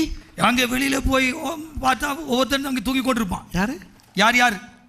அம்மா அப்பாவுக்கு வேற ரூம் இருக்கு. ஃப்ரெண்ட்ஸ் தான் மாற அம்மா වැඩේ தாத்தா අම්මා වෙන කාමරේ තියෙන යාළුවෝ. මේ මා පුතායි මේ ලේලි ෆස්ට් නයිට් කරන කාමරේ මිදුලේ අම්මා තාත්තා පුතියගෙන ඉඳිදලා මේව. மகளும் மருமகளும் ஃபர்ஸ்ட் நைட் கொண்டாடுற ரூமுக்கு முன் வெளியில அப்பா அப்பா படுத்திருக்க முடியுமா? நண்பர்கள் මෙයාගේ කොල්ලෝ සෙට් එක තමයි ඔය පුතියගෙන என்னுடைய நண்பர்கள் செட்டாங்க படுத்திருப்பார்கள். ඉතින් මෙයා ඉමීට ඇවිල්ලා அவன் மெதுவா வந்து මචං නැගිටපා மச்சான் எழுப்புடா නැගිටපාන් කියලා හැමෝම කුද්දනවා. எழுப்புடா எழுப்புடா அவர்கள் எல்லாத்தையும் எழுப்பி விடுவான். ඉතින් ඔක්කොම ඇවිල්ලා எல்லாம் அப்படியே நெட்டி புரிச்சு என்னடா අර ජිල්පිය තියෙනවා නේ. அந்த ஜில்பி இருக்கே කාවත් හැරවන්න නැතුව හැම එකම හැරිලා ඉමීට එනකොට யாரையும் எழுப்பாம இல்ல வந்து වැඩකාරයන්ටත් එන්න කියනවා. වැඩකාරයන්ට ඔක්කොම කුද්දගෙන කොල්ලෝ සෙට් එක විතරයි. அந்த வாலிப பசங்க நண்பர்கள் கூட்டம் மாத்திரம் தான் வேலைக்காரரை கூட்டிக் கொண்டு පාඩුවේ මුං යනවා යන්ට. இவன் மெல்ல அப்படியே போவார்கள். මෙයයි කොල්ලෝ සෙට් එකයි දැන් ගියා. இப்போ மாப்பிள்ளையும் மாப்பிள்ளைய நண்பர்கள் எல்லாரும் வெளியே போய் விடுவார்கள். ඊට පස්සේනේ ඉර උදා වෙන්නේ. அதுக்கு பிறகுதானே சூரியன் உதிக்கும். ඊට පස්සේ තමයි මනමාලිය නැගිටින්නේ. එතකොට මනමාලිය නැගිට්ටම එයා එළියට එනවා. එතකොට ඉතින් ඒගොල්ලෝ ඔක්කොම සෑහෙන්න ඔක්කොම ඉන්නවා දැන්. இப்போ மணவாட்டி அதன் பின்பு எழும்பி வெளியே வருவான். எல்லாம் அங்கே ஆக்கள் எல்லாம் இருப்பாங்க. அதுக்கு பிறகு මෙයා ගිහිල්ලා நான் போய் ඉර හරියට 12ට විතර උඩට එන්න ඉස්සෙල්ලා මෙයා එන්න ඕනේ ආය. சரியாக நான் போய் சரியாக சூரியன் மத்திய வானத்திலே நடுநிலைக்கு வரும் முன்னதாக வீட்டுக்கு வந்து விட வேண்டும். මොනවද දන්නවද සීන් එක? என்ன தெரியுமா சீன்? මෙයා ගිහිල්ලා සතෙක් අල්ලන්න ඕනේ. நான் போய் ஒரு மிருகத்தை பிடிக்கணும். සතෙක් ඒ කියන්නේ මූවෙක් වෙන්න පුළුවන්. அது ஒரு முயலா இருக்கலாம். මාන් மான் மான் හාවෙක් වෙන්න පුළුවන්. ஒரு முயலாக இருக்கலாம். හිවලෙක් වෙන්න පුළුවන්. ஒரு நரியா இருக்கலாம். නැත්තම් සිංහෙක් වෙන්න පුළුවන්. அல்லது ஒரு சிங்கமா இருக்கலாம். කොටියෙක් වෙන්න පුළුවන්. புலியா இருக்கலாம். බල්ලෙක් වෙන්න පුළුවන්. நாயாவும் இருக்கலாம். මොකෙක් හරි සතෙක්ව අල්ලගෙන ஏதாவது ஒரு மிருகத்தை பிடித்து கொண்டு வர ඒ வேண்டும். සතාව ගැට ගහලා ගේන්න ඕනේ. அந்த மிருகத்தை கட்டி கொண்டு வர வேண்டும். ඒ සතාව ගැට ගහලා හාවෙක් වගේ නම් මෙයාම උස්සගෙන එන්න පුළුවන්. அந்த மிருகத்தை கட்டி ஒரு முயலாக இருந்தால் அவர் தோளிலே போட்டு கொண்டு வர வேண்டும். නැත්තම් ලොකු සතෙක් නම් ඒ ඔක්කොම ගැට ගහලා අර පොල්ලක ගැට ගහලා වැඩකාරයෝ දෙන්නෙක් උස්සගෙන එන්න ඕනේ. பெரிய மிருகமாக இருந்தால் அந்த கால் ரெண்டு இப்படி கட்டி தடிக்குள்ளே போட்டு வேலைக்காரர்களை தூக்கி கொண்டு வர வேண்டும். இவரும் வர வேண்டும். ගෙදර උදවිය උදේ නැගිටලා කාලා ඔක්කොම කරලා வீட்டாக்கள் எல்லாம் காலையில் எழுந்து சாப்பிட்டு கொடுத்து விட்டு දැන් බල බලා පුල පුලා ඉන්නවා මනමාලයා මොන සතාද ගේන්න යන්නේ කියලා. இப்ப பார்த்து கொண்டிருக்க வேண்டும், எதிர்பார்த்து காத்து கொண்டிருக்க வேண்டும். மாப்பிள்ளை என்ன மிருகத்தை கொண்டு வாரா. ඉතින් ගජේන්ද්‍රන් යන්නේ මනමාලයා. இப்போ கஜேந்திரன் தானே மணவாள மாப்பிள்ளை போறான். ඔයාට මොන සතාද අල්ලන්න ආස? பூனை பிடிக்கிறார். மான் මම අහනවා මනමාලයාගෙන් මොන සතෙක්ද අල්ලන්න ආස කියලා. පූසෙක් අල්ලන්න මනමාලෙක් වෙන්න ඕනේ.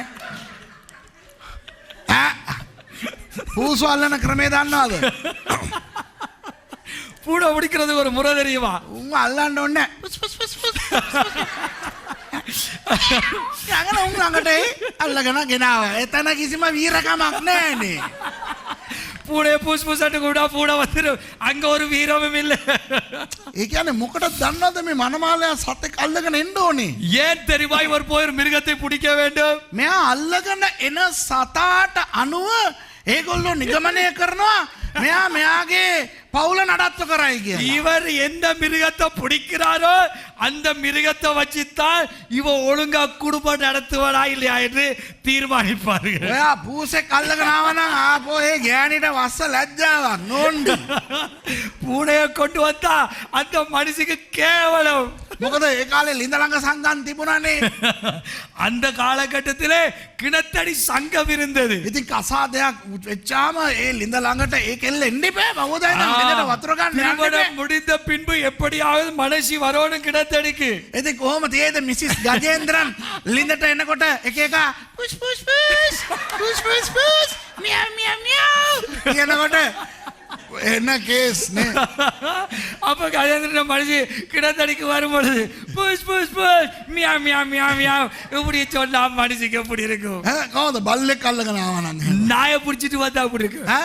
ගෑනුට අන්න බලු මෑන්ගේ ගෑණි එනවා කියලා කියයි. அப்ப பொம்பளை எல்லாம் சொல்லுவா நாய் பிடிக்கிறவட்ட மனுஷி வாரா பவு பவு. ඒ නිසා ஆகவே මනමාලයා මොනවාද උත්සාහ කරන්නේ? மணவாளன் என்ன மாப்பிள்ளை என்ன செய்ய முயற்சிப்பார்? පුළුවන් තරම් හොඳ වටිනා භයානක සතෙක් තමයි අල්ලන්න යන්නේ. முட்டிந்தா மட்டும் பிடிக்கக்கூடிய பயங்கரமான கொடூர மிருகத்தை பிடிக்க முயற்சிப்பார். දැන් පාස ගජේන්ද්‍රන් කිව්වා එයාට පූසා කියලා පූසට නෝන්ඩිය දාපම මුවා කියලා කිව්වනේ. இப்ப நான் பூனை பிடிக்க போறேன் நோண்டி வந்தது நான் மான் பிடிக்க போறேன்னு சொன்னேன். දැන් මුවෙක් උනත් මුවාව අල්ලන්න අමාරු ඌ දුවන නිසානේ. மானை பிடிக்க கஷ்டம் ஏன்னா அது ஓடும். හැබැයි දැන් සිංහෙක් වලසෙක් කොටියෙක් වගේ සතෙක් අල්ලනවා නම් சிங்கம் கரடி புலியை போன்ற ஒரு மிருகத்தை பிடிக்க வேண்டுமானால் අපිව දැකලා උන් දුවන්නේ නෑනේ. அது நம்மை பார்த்து ஓடாது. අපිව දැකම උන් අපි ළඟට එනවා. அது எங்களை பார்த்தது எங்கள் அண்டையிலே வரும். මුවෝ එතකොට මේ අනිත් සත්තු අපිව දැකලා දුවනවා. முயல் மானிதல் நம்ம கண்டவுடன் ஓடிவிடும். ඉතින් අර අපිව දැකලා දුවන සතෙක්ව මනමාලයා අල්ලගෙන ආවා නම් நம்மை கண்டு ஓடுகிற ஒரு மிருகத்தை மாப்பிள்ளை பிடிச்சிட்டு வந்தா ඒ ඉන්න අය කියනවා ඒ ගෑණිට இருக்கிறவர்கள் சொல்லுவாங்க பொண்டாட்டியை பார்த்து බලාගෙන අය බං මේ මූ දුවන අල්ලගෙන එනවා පරිස්සමෙන් වෙන ගෑණියෙක්ව අල්ලගෙන එයි කියලා කියයි. அவர் சொல்லுவார் இவன் ஓடுறதெல்லாம் பிடிச்சிட்டு வரா அவன் வேற ஓடுற பொம்பளையும் பிடிச்சிட்டு வரான் கவனமா இருந்துக்கோன்னு சொல்லுவார்கள். දෙන්නවද? අනික දැන් නරි හිවල් ඒ වගේ උන් අල්ලගෙන ආවනම් කියයි நரி ஓனா இதே போல மிருகங்களை பிடித்து வந்தால் මේ මිනිහා නම් මා පටි පොරක් බලාගෙන ජීවත් වියන් කියලා කියයි. அப்படிப்பட்ட மிருகங்களை பிடித்து கொண்டு வந்தா சொல்லுவாங்க இவன் குள்ளத்தனம் பிடிச்சவன் இவன் தந்திரசாலி இவனை குறித்து கவனமா இருன்னு சொல்லுவார்கள். හැබැයි කොටියෙක් දිවියෙක් වලහෙක් වගේ සතෙක් අල්ලගෙන ආවනම් ஆனால் ஒரு புலி ஒரு சிங்கம் கரடியை போன்ற மிருகத்தை பிடித்து வந்தால் ඒ ගෑණිගේ ගරුත්වය නගිනවා ඉහළටම. அந்த பெண்ணுடைய மதிப்பு மேல போகும் உயரும். ඔයාගේ මිනිහා වලහෙක් නේ අල්ලන් ආවේ මාව. ඒ කියන්නේ හොඳට ආව බලාගයි මොන හතරෙක් ආවත් ඔයාව ආරක්ෂා කරයි කියලා කියයි. அவன் சொல்லுவான் உன்னுடைய புருஷன் வீரம் நிறைந்தவன் எந்த எதிரி வந்தால் உன் புருஷன் உன்னை காப்பாற்றுவான் பாதுகாப்பான் என்று சொல்லுவார்கள். කවුරු හරි මනමාලේ සිංහෙක් අල්ලගෙන ආවනම් எந்த ஒரு மாப்பிள்ளையாவது ஒரு சிங்கத்தை பிடித்து வந்தால் අම්මා ආය කියලා වැඩක් නැහැ. ஆமா சொல்லி வேலை இல்லை. එයා නිකන් ආය රජ කුමාරයෙක් වගේ සැලකිල්ලට ගයි. அந்த மணவாட்டிக்கு ஒரு ராணியை போல கவனிப்பு இருக்கும். හොඳයි දැන් අපි යමු ස්වර්ගයට දැන් ආයි. இப்போ நாங்க மீண்டும் பரலோகத்துக்கு போ. දැන් යේසුස් වහන්සේ බැටළු පැටවානෝ කසාද බැන්දානේ. இப்ப ஆட்டுக்குட்டியானவர் திருமணம் முடித்தார் அல்லவா? දැන් එයා මොනවද කරන්න ඕනේ? இப்ப அவர் என்ன செய்ய வேண்டும்? හිමීට එයාගේ යාළුවන්ට කවුද යාළුවෝ? இப்ப அவருடைய நண்பர்களுக்கு மெதுவாக போய் ආදම් සිට යේසුස් වහන්සේ එනකන් හිටපු පරණ කිවිසුම් සුද්ධවන්තයින් විතර. ஆதாம் முதல் இயேசு கிறிஸ்து வரும் வரையிலே பழைய ஏற்பாட்டு கால பரிசுத்தவான்கள். ඒගොල්ලන්වයි அவர்களையும் වැඩකාරයෝ. வேலைக்காரர்களை. කවුද වැඩකාරයෝ? யார் வேலைக்காரர்கள்? දූතයන්. தூதர்களையும். දේව දූතයන් දෙවියන් වහන්සේගේ සේවකයින්නේ. இப்போ தேவதூதர்கள் தேவனுடைய வேலைக்காரர்கள் அல்லவா? ඒගොල්ලන්ව විතරක් එක්කරගෙන அவர்களை கூட்டிக் கொண்டு යන්න ඕනේ සතෙක් අල්ලගෙන එන්න. போக வேண்டும், ஒரு மிருகத்தை பிடித்து கொண்டு வர. සතාව අල්ලලා ගැට ගහන්න ඕනේ. மிருகத்தை பிடித்து கட்ட வேண்டும். දැන් එතකොට ගෑණි එන්නේ නැහැ. ගෑණි එන්නේ නැහැ නේද? හරිනේ. மனுஷி வர முடியாது, சரிதானே? හොඳයි දැන් යම් බයිබලෙට. இப்ப வேதத்துக்கு போவோம். ඔන්න இதோ 10 ඉවර කරේ අපි. ඔව්. ඔන්න 11 වෙනි පදේ. හොඳයි 19 11. 19 11 එවිට ස්වර්ගය ඇරී තිබෙනවා දුටිමි. பின்பு பரலோகம் திறந்திருக்க கண்டேன். මනමාලයා මනමාලියට දන්නේ නැතු හිමීට දුර අරිනවා. மணவாளன் மணவாட்டிக்கு தெரியாமல் மெதுவாய் கதவை திறக்கிறார். හරිද මං කියපු කතාව මේ එනවද මෙතන? நான் சொல்ல கதை இங்க வருகிறா, செட் ஆகுதா? வருதா? ස්වර්ගය ඇරී තිබේ. பரலோகம் திறக்க கண்டேன். බලව සුදු අශ්වයෙක් සිටියේය. அங்கே இதோ ஒரு வெள்ளை குதிரை காணப்பட்டது. විශ්වාසය සැබෑයයි කියනු ලැබූ තැනැන් වහන්සේ ඌ පිට වැඩහුන්සේක. அதன் மேல் ஏறி இருந்தவர் உண்மையும் சத்தியமும் உள்ளவர் எண்ணப்பட்டவர். උන්වහන්සේ ධර්මිෂ්ඨකමෙන් විනිශ්චයත් යුද්ධයත් කරනසේක. அவர் நீதியாய் நியாயம் தீர்த்து யுத்தம் பண்ணுகிறார். උන්වහන්සේගේ ඇස් ගිනි දැල්ලක්ය. அவருடைய கண்கள் அக்கினி ஜுவாலையை போல் இருந்தன. උන්වහන්සේගේ හිසේ බොහෝ මකුට තිබේ. වාව්. அவருடைய சிரசின் மேல் அநேக கிரீடங்கள் இருந்தன. ඇයි? ஏன்? උන්වහන්සේ රජවරුන්ගේ රජතුමානෝ. அவர் ராஜாதி ராஜா. හලෙලුයා කියන්න. ஹalleluya சொல்லுங்க. ආමෙන්. හරිද? එතකොට උන්වහන්සේම මිස අන් කිසිවෙක් නොදන්නා වූ නමක් උන්වහන්සේට එහි ලියා තිබේ. அவருக்கே அன்றி வேறொருவருக்கும் தெரியாத ஒரு நாமமும் எழுதியிருந்தது. තවද උන්වහන්සේ ලේ ඉසිනු ලැබූ වස්ත්‍රයක් පැළඳ සිටීසේක. இரத்தத்தில் தோய்க்கப்பட்ட வஸ்திரத்தை தரித்திருந்தார். මොකද ඒකේ තේරුම? அதனுடைய அர்த்தம் என்ன? තමන්ගේ භාර්යාව උන්වහන්සේ මිලදී ගත්තේ උන්වහන්සේගේ ලේ පූජා කරලා. ஏனென்றால் அவருடைய மணவாட்டியை அவர் பெற்றுக்கொண்டது தன்னுடைய இரத்தத்தை கிரயமாக செலுத்தி. ඒකේ සංකේතයක් තමයි මේක. அதனுடைய ஒரு அடையாளமே இதுவாய் இருக்கிறது. උන්වහන්සේගේ නාමය දෙවියන් වහන්සේගේ වාක්‍යානෝයයි කියනු ලැබේ. அவருடைய நாமம் தேவனுடைய வார்த்தை என்பதே. තේරෙනවද? යොහන් 1:1 මොනවද කියන්නේ? யோவான் 1:1 என்ன சொல்லுகிறது? පටන් ගැන්මේදී වාක්‍යානෝ සිටීසේක. ஆதியிலே வார்த்தை இருந்தது. වාක්‍යානෝ දෙවියන් වහන්සේ සමග සිටීසේක. அந்த வார்த்தை தேவனாய் இருந்தது. දේවனிடத்தில் இருந்தது. தேவனிடத்தில் இருந்தது. උන්වහන්සේ දෙවියන් වහන්සේ ව සිටීසේක. அந்த வார்த்தை தேவனாய் இருந்தார். එතකොට මෙතන දාලා තියෙනවා ඒ යේසුස් වහන්සේ කියලා. ஆகவே அந்த வார்த்தை இயேசு கிறிஸ்து என்று இந்த இடத்துல போடப்பட்டிருக்கிறது. ස්වර්ගයේ සිටින සේනාවෝ සුදු වූ පවිත්‍ර සිහින් වස්ත්‍ර හැඳ සුදු අශ්වයන් පිටින් උන්වහන්සේ පස්සේ ගියෝය. பரலோகத்தில் உள்ள சேனைகள் வெண்மையும் சுத்தமுமான மெல்லிய வஸ்திரம் தரித்தவர்களாய் வெள்ளை குதிரைகளின் மேல் ஏறி அவருக்கு பின் சென்றார்கள். දැන් කියන්න මේ සේනාව කවුද? இப்பொழுது சொல்லுங்கள், இந்த சேனை யார்? මනාලියද? மணவாட்டியோ? මනාලියට ආයේ සේනාව කියන්න ඕනේ නෑනේ. மணவாட்டிக்கு சேனை என்று இனி சொல்ல முடியாது. හලෝ තේරෙනවද? ஹலோ, விளங்குகிறதா? බොහෝ අය හිතනවා වරදවා. அநேகர் தவறாக நினைக்கிறார்கள். යේසුස් වහන්සේ ප්‍රසිද්ධව දෙවැනි ඊමේ එනකොට இயேசு கிறிஸ்து பகிரங்க வருகையிலே அவர் வரும் பொழுது සභාව එනවා කියලා. சபை வரும் என்று බයිබලේ හරියට කියවලා නැහැ. பைபிளை சரியாக அவர்கள் வாசிக்கவில்லை. කිව්වත් හරියට තේරෙන්නේ නැහැ ඒගොල්ලන්ට. வாசித்தாலும் அவர்களுக்கு சரியாக புரியவும் இல்லை. අපි සේනාව නෙවෙයි. நாங்கள் சேனை அல்ல. උන්වහන්සේ බයිබලයේ සේනාව කියලා කාටද දන්නවද කියලා තියෙන්නේ? வேதாகமத்திலே தேவன் சேனை என்று யாரை முன்குறித்து சொல்லி இருக்கிறார்? දේව දූතයින්ට කියලා තියෙනවා. தேவதூதர்களை குறித்து சொல்லி இருக்கிறார். පරණ කිවිසුම අයට කියලා තියෙනවා. பழைய ஏற்பாட்டு மனிதர்களை குறித்து சொல்லி இருக்கிறார். අපිට කවදාවත් සේනාව කියලා නැහැ. හරිද? எங்களை பார்த்து ஒரு நாளும் சேனை என்று அவர் சொல்லவில்லை. සභාවට සේනාව කියලා නැහැ. சபைக்கு சேனை என்று சொல்லவில்லை. සභාවට කියලා තියෙනවා මනාලිය කියලා. சபையை பார்த்து அவர் என்ன சொல்லி இருக்கிறார்? மணவாட்டி. අපි සේනාව නෙවෙයි. நாம் சேனைகள் அல்ல. ඒ නිසා යුද්ධය උන්වහන්සේගේ. ஆகவே யுத்தம் அவருடையது. අපි ජයග්‍රාහිකයින්. நாம் வெற்றியாளர்கள். අපි ජයග්‍රාහිකයින්ට වඩා ඉහළව සිටිනවා. நாம் வெற்றியாளர்களை பார்க்கிலும் மேல் நிலையில் இருப்பவர்கள். එතකොට පාස්ටර් එපිස පොතේ කියලා තියෙන්නේ යුද ආයුධ පැළඳගෙන ඉන්න කියලා. அப்போ பாஸ்டர் எபேசு நிருபத்தில் சொல்லப்பட்டிருக்கிறது யுத்த வர்க்க ஆயுதங்களை தரித்துக் கொண்டிருங்கள். ආත්මික සටනක් තියෙනවා අපිට. நமக்கு ஆவிக்குரிய போராட்டம் உண்டு. අපේ මාංශයට විරුද්ධව කරන සටන. நம்முடைய மாம்சத்திற்கு விரோதமாய் செய்கிற யுத்தம். ලෞකිකත්වයට නැත්තම් ලෝකයට විරුද්ධව කරන සටන. உலகத்திற்கு எதிராக உலக ஆசாபாசங்களுக்கு எதிராக செய்கிற யுத்தம். යක්ෂයට විරුද්ධව කරන සටන. பிசாசிற்கு எதிராக செய்கின்ற யுத்தம். මේවා පෞද්ගලික සටන්. இவை தனிப்பட்ட போராட்டம் அல்லது யுத்தம். මම මාව ආරක්ෂා කරගන්න කරන සටන්. நான் என்னை பாதுகாத்துக் கொள்ள செய்கின்ற யுத்தம். සභාව සේනාව හැටියට ගිහිල්ලා ගහන්න හතුරෙක් නෑ අපිට. சபை ஒரு சேனையாக போய் அடிப்பதற்கு ஒரு எதிரி இன்று நமக்கு இல்லை. ලෝකයේ ඉන්න මිනිස්සු එක්ක ගහගන්න කියලාද කියලා තියන්නේ අපිට. உலகத்தில் உள்ள மக்களோடு அடித்துக் கொள்ளும்படியாக நமக்கு சொல்லப்பட்டிருக்கிறதா? ඒ අයට සුභාරංචිය දෙන්න කියලායි කියලා තියෙන්නේ. அவர்களுக்கு சுவிசேஷத்தை சொல்லும்படி நமக்கு சொல்லப்பட்டிருக்கிறது.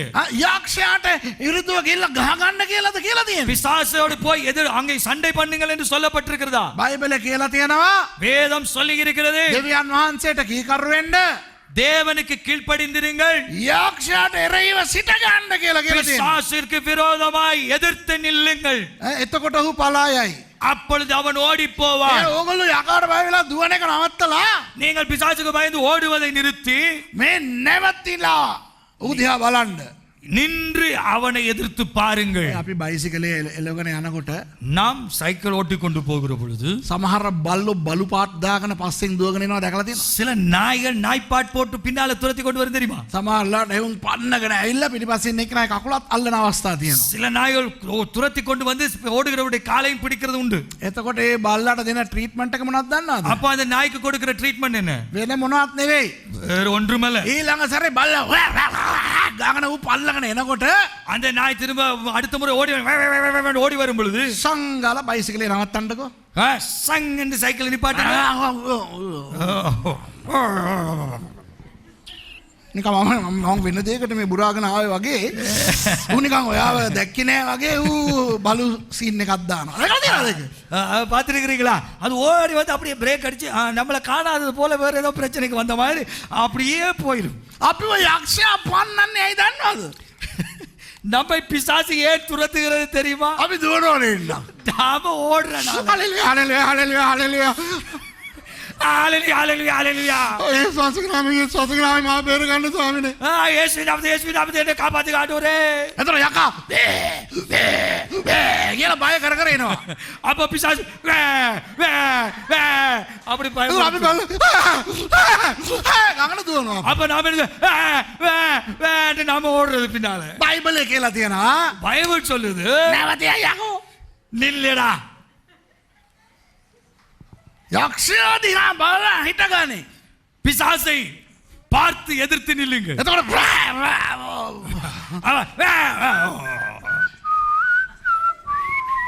කියලා ඌ යයියන්න. එහෙම ගහලා යයියන්න. அப்படி பாட்டை போட்டு போயிடுவான். අපිට සටනක් නැහැ. நமக்கு ஒரு யுத்தம் இல்லை. සටන කරලා ජයගත්ත යේසුස් වහන්සේ. யுத்தத்தை செய்து இயேசு வெற்றி பெற்றார். සාතාන්ගේ හිස පොඩි කරලා ඉවරයි. சாத்தானுடைய சலை நசுக்கப்பட்டு விட்டது. කුරුසයේදී අපිට ජයග්‍රහණය ලබා දීලා ඉවරයි. சிலுவையிலே நமக்கு வெற்றி கொடுக்கப்பட்டு விட்டது. දැන් අපි සේනාව නෙවෙයි. இப்போ நாம சேனை அல்ல. අපි මනාලිය. நாங்க மனவாட்டி. තේරෙනවද? அப்படித்தான்.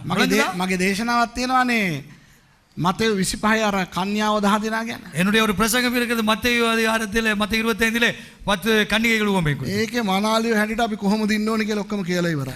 அதிலே மணவாட்டியாக நாம் எப்படி இருக்க வேண்டும் என்று சொல்லி கொடுத்து விட்டேன். ඒක බලන්න එතකොට තේරෙයි කොහොමද මනාලියෝ හැටියට. அதை தெரியாதவர் பார்க்காதே பாருங்கோ புரியும். ඒතකොට මෙතන සේනාව කියන්නේ කවුද? அப்போ இங்கே சேனை என்பது யார்? සභාව නෙවෙයි. சபை அல்ல. පරණ ගිවිසුම් සුද්ධවන්තයින් பழைய ஏற்பாட்டு பரிசுத்தவான்கள் සහ දේවදූතයින්. அவர்களோடு கூடிய தேவதூதர் கூட்டமும். ඒගොල්ලෝ තමයි පිටිපස්සෙන් එන්නේ. அவர்கள் தான் பின்னே வருகிறார்கள். ඔන්න 15 වෙනි පදය. 15வது வசனம். ජාතීන්ට පහර දෙන පිණිස උන්වහන්සේගේ මුඛයෙන් තියුණු කඩුවක් නික්මෙයි. புறஜாதிகளை வெட்டும்படிக்கு அவருடைய வாயிலிருந்து கூர்மையான பட்டயம் புறப்படுகிறது. කාව කපන්නද? யார வெட்ட? අර මෙගිදෝ මිටියාවතේ පිටසක් ජීවීන්ට විරුද්ධව යුද්ධ කරන්න අන්තික්‍රිස්තුස් සේනාවක් තියන් ඉන්නවා නේද? அந்த மெகிதோ பள்ளத்தாக்கிலே வேற்றுக்கிரகவாசிகளோடு யுத்தம் பண்ண அந்த கிறிஸ்து இந்த சேனையை வைத்துக் கொண்டிருக்கல்லவா அந்த கூட்டத்தோடு. උන්දන්නේ නෑ එන්නේ යේසුස් වහන්සේ. அவர்களுக்கு தெரியாது வருவது இயேசு என்று. උන්වහන්සේ ඇවිල්ලා උන් එක්ක යුද්ධ කර ඉන්නේ. அவர் வந்து அவங்களோட சண்டை உடிச்சு கொண்டிருக்க போவதில்லை. කටින් වචනයක් කියනවා විතරක් ඔක්කොම මැරලා වැටෙනවා. வாயில ஒரு வார்த்தை தான் சொல்லுவார், மடிந்து விழுவார்கள். උන්වහන්සේ යදණ්ඩකින් ඔවුන් ආණ්ඩු කරනසේක. උන්වහන්සේ සර්ව පරාක්‍රම දෙවියන් වහන්සේගේ කෝපයේ උදහස නැමැති මුද්‍රික පැස මඩිනසේක. அவர்களை அரசாளுகிறார். அவர் சர்வ வல்லமையுள்ள தேவனுடைய உக்கிர கோபமாகிய மதுவுள்ள ஆலையை மிதிக்கிறார். උන්වහන්සේගේ වස්ත්‍රයේහිද කලවයේහිද රජවරුන්ගේ රජය ස්වාමිවරුන්ගේ ස්වාමීන් වහන්සේ යන නාමය ලියා තිබේ. ராஜாதி ராஜா கர்த்தாதி கர்த்தர் என்னும் நாமம் அவருடைய வஸ்திரத்தின் மேலும் அவருடைய தொடையின் மேலும் எழுதப்பட்டிருந்தது. තේරෙනවද දැන් සීන් එක? இப்போ சீன் புரிகிறதா? යේසුස් වහන්සේ එනවා. இயேசு வருகிறார். සුදු අශ්වයෙක් පිට. வெண் குதிரையின் மேலே. පිටිපස්සෙන් එනවා උන්වහන්සේගේ පරණ ගිවිසුම් යාළුවෝ ටික. அவருடைய நண்பர்களாகிய பழைய ஏற்பாட்டு பரிசுத்தவான்கள் பின்னே வருகிறார்கள். දේවදූතු සේනාව එනවා. தேவதூதர் சேனை வருகிறது. ලෝකෙට එනවා. உலகத்திற்கு வருகிறது. ඕක තමයි යේසුස් වහන්සේගේ ප්‍රසිද්ධ දෙවැනි ඊම. அதுதான் இயேசு கிறிஸ்துவினுடைய இரண்டாவது பகிரங்க வருகை. ඒ වෙලාවේ වලාකුළු රවෝමට තියෙයි. அந்த நேரத்திலே மேகம் வட்டமாயிருக்கும். කවුදෝ අයිනක ඉඳන් හොරණෑවක් පිඹි. யாரோ பக்கத்துல தூரத்திலிருந்து ஓ எக்காலம் ஊதுவான். එහෙම නෑ. அப்படி இல்லை. මුළු ලෝකෙම හොල්මන් වෙනවා. உலகமே அதிர்ந்து போகும். උන්වහන්සේ එනකොට එන්නේ ගාම්භීර ශබ්දයකින්. அவர் வரும் பொழுது கம்பீர சத்தத்தோடு ஆட்பரிப்போடு வருவார். උන්වහන්සේ ඇවිල්ලා කියන්න ඕනේ නෑ මං ආවා කියලා. அவர் வந்து சொல்ல தேவையில்லை நான் வந்துட்டேன் என்று. උන්වහන්සේ එනකොට හැම පුද්ගලෙක්ම දැනගන්නවා යේසුස් වහන්සේ ආවා කියලා. அவர் வரும் பொழுது எல்லா மனிதர்களும் அறிந்து கொள்வார்கள் அவர் வருகிறார் என்று. හැම දනක්ම උන්වහන්සේගේ ඉදිරියේ නැවෙන්න යනවා. எல்லா முழங்கால்களும் அவருக்கு முன்னதாக முடங்கும். හැම මොකයක්ම කියයි ස්වාමීන් ස්වාමීන් ස්වාමීන් කියලා කියයි. எல்லா நாவுகளும் சொல்லும் ஓ கர்த்தர் ஓ கர்த்தர் ஓ கர்த்தர் என்று. දැන් බලන්න 17 ඉඳලා කියවගෙන යන්නම් 21 දක්වා. 17 வரையிலிருந்து தொடர்ந்து வாசிக்கிறேன். තවද සූර්යයා තුල දේවදූතයෙක් සිටිනවා දුටුමි. ඔහුද ආකාශ මැදෙහි ප්‍යාසර කරන සියලු පක්ෂීන්ට මහත් හටින් මොරගසා දෙවි රජුන්ගේ මස්ද සේනාපතින්ගේ මස්ද බලවත් මනුෂ්‍යයන්ගේ මස්ද ආශ්‍රයන් සහ උන් පිට හිඳිනවුන්ගේ මස්ද දාස නිර්දාස ලෝක කුඩා සියලු මනුෂ්‍යයන්ගේ මස්ද කන පිණිස දෙවියන් වහන්සේගේ මහත් රාත්‍රී කෑමට ඇවි රැස්වේයයි කීවේය. பின்பு ஒரு தூதன் சூரியனில் நிற்க கண்டேன். அவன் வானத்தின் மத்தியில் பறக்கிற சகல பறவைகளையும் பார்த்து நீங்கள் ராஜாக்களின் மாம்சத்தையும் சேனை தலைவர்களின் மாம்சத்தையும் பலவான்களின் மாம்சத்தையும் குதிரைகளின் மாம்சத்தையும் அவைகளின் மேல் ஏறி இருக்கிறவர்களின் மாம்சத்தையும் சுயாதீனர் அடிமைகள் சிறியோர் பெரியோர் இவர்கள் எல்லாருடைய மாம்சத்தையும் பட்சிக்கும்படிக்கு மகாதேவன் கொடுக்கும் விருந்துக்கு கூடி வாருங்கள் என்று மிகுந்த சத்தத்தோடே கூப்பிட்டான். මොකද්ද? දෙවියන් වහන්සේ පක්ෂීන්ට පාටියක් දෙනවා. என்ன தேவன் பறவைகளுக்கு பட்சிகளுக்கு ஒரு பாட்டி போடுகிறார். මොනවාද වෙන්න යන්නේ? என்ன செய்ய நடக்க போகிறது? යේසුස් වහන්සේගේ දෙවැනි ඊමේදී இயேசு கிறிஸ்துனுடைய பகிரங்க இரண்டாம் வருகையிலே මෙගිඩෝ මිටියාවතේ අන්තක්‍රිස්තුස් සහ ඔහුගේ සේනාව රජවරු ටික ඉන්නවා ගහන්න. இப்பொழுது மெகிலே பள்ளத்தாக்கிலே அந்த கிறிஸ்துவோடைய சேனையும் அவரை எதிர்க்கும்படியாய் நிற்கிறார்கள். එතකොට එන යේසුස් වහන්සේ සහ උන්වහන්සේගේ සේනාව அப்பொழுது வருகிற இயேசுவும் அவருடைய சேனைகளும் ඔවුන් සමග යුද්ධයක් කරන්නේ அவர்களோடு யுத்தம் செய்வதில்லை. යුද්ධ කරන්න තරම් ඔවුන් ලොකුත් නැහැ. யுத்தம் பண்ணுகிற அளவுக்கு அவங்க எல்லாம் ஒன்றுமே கிடையாது. උන්වහන්සේගේ මුඛයෙන් එක வாக்கிයක් එන්නේ. அவருடைய வாயிலிருந்து ஒரு வார்த்தை தான். මොකක්ද ඒ வாක්‍යය? என்ன அந்த வார்த்தை? කුරුසියේදී උන්වහන්සේ අන්තිමට කිව්වේ சிலுவையிலே அவர் கடைசியாக சொன்னார். ඒක. அதுதான். මොකක්ද උන්වහන්සේ කිව්වේ? அவர் என்ன சொன்னார்? ඉවරයි. முடிந்தது. ඉවරයි. முடிந்தது. ඉවරයි. முடிந்தது. උන්වහන්සේ කියයි ඉවරයි. அவர் சொல்லுவார் முடிந்தது. එතකොට அப்பொழுது ඒ කාලේ අර යුදෙව් අනුව දෙවියන් වහන්සේ කොහෙදෝ ගිහිල්ලා ආරක්ෂා කරගෙන ඉන්නව නේද? அந்த காலகட்டத்தில் யூதர்களை தேவன் ஏதோ ஒரு மறைவிடத்தில் வைத்து பாதுகாக்கிறார் அல்லவா? ඒගොල්ලෝ හැර அவர்களை தவிர ඒ වගේම හය ගන්න නැතුව මේ අවුරුදු දෙවෙනි අවුරුදු තුනමාර ෂේප් එකේ හැංගි ඉන්නව නේද? அதுபோல 6 இலக்கத்தை நெற்றில் கையில பெறாமல் ஏதோ ஒரு விதத்திலே தப்பித்து பாதுகாப்பு ஒரு இடத்திலே இருக்கிறார்கள் அல்லவா, ஒளிந்து மறைந்து.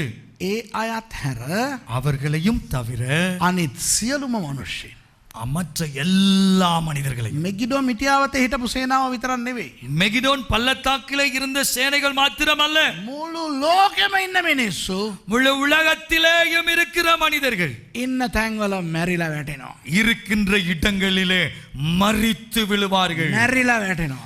மரித்து விழுவார்கள். වැටිලා මැරෙන්නේ නැහැ. விழுந்து மரிப்பதில்லை. මොකද යුද්ධ කරන මනුස්සයා තමයි වැටිලා මැරෙන්නේ. யுத்தம் பண்ணுகிறவன் தான் விழுந்து மடிவான். හැබැයි මුන් මැරිලායි වැටෙන්නේ. ஆனால் இவர்களோ மரித்து விழுவார்கள். එතකොට දේවදූතයා පක්ෂීන්ට කියනවා அப்பொழுது தேவதூதர்கள் பட்சிகளை பார்த்து பறவைகளை பார்த்து சொல்லுவார், වරෙන් උඹලට මේ වගේ chance එකක් ආයෙ හම්බෙන්නේ නැහැ. வாருங்கள், இதை போல சந்தர்ப்பம் இனி கிடைக்காது. ෆ්‍රෙෂ් නියම මිනිමස් දෙන්නම්.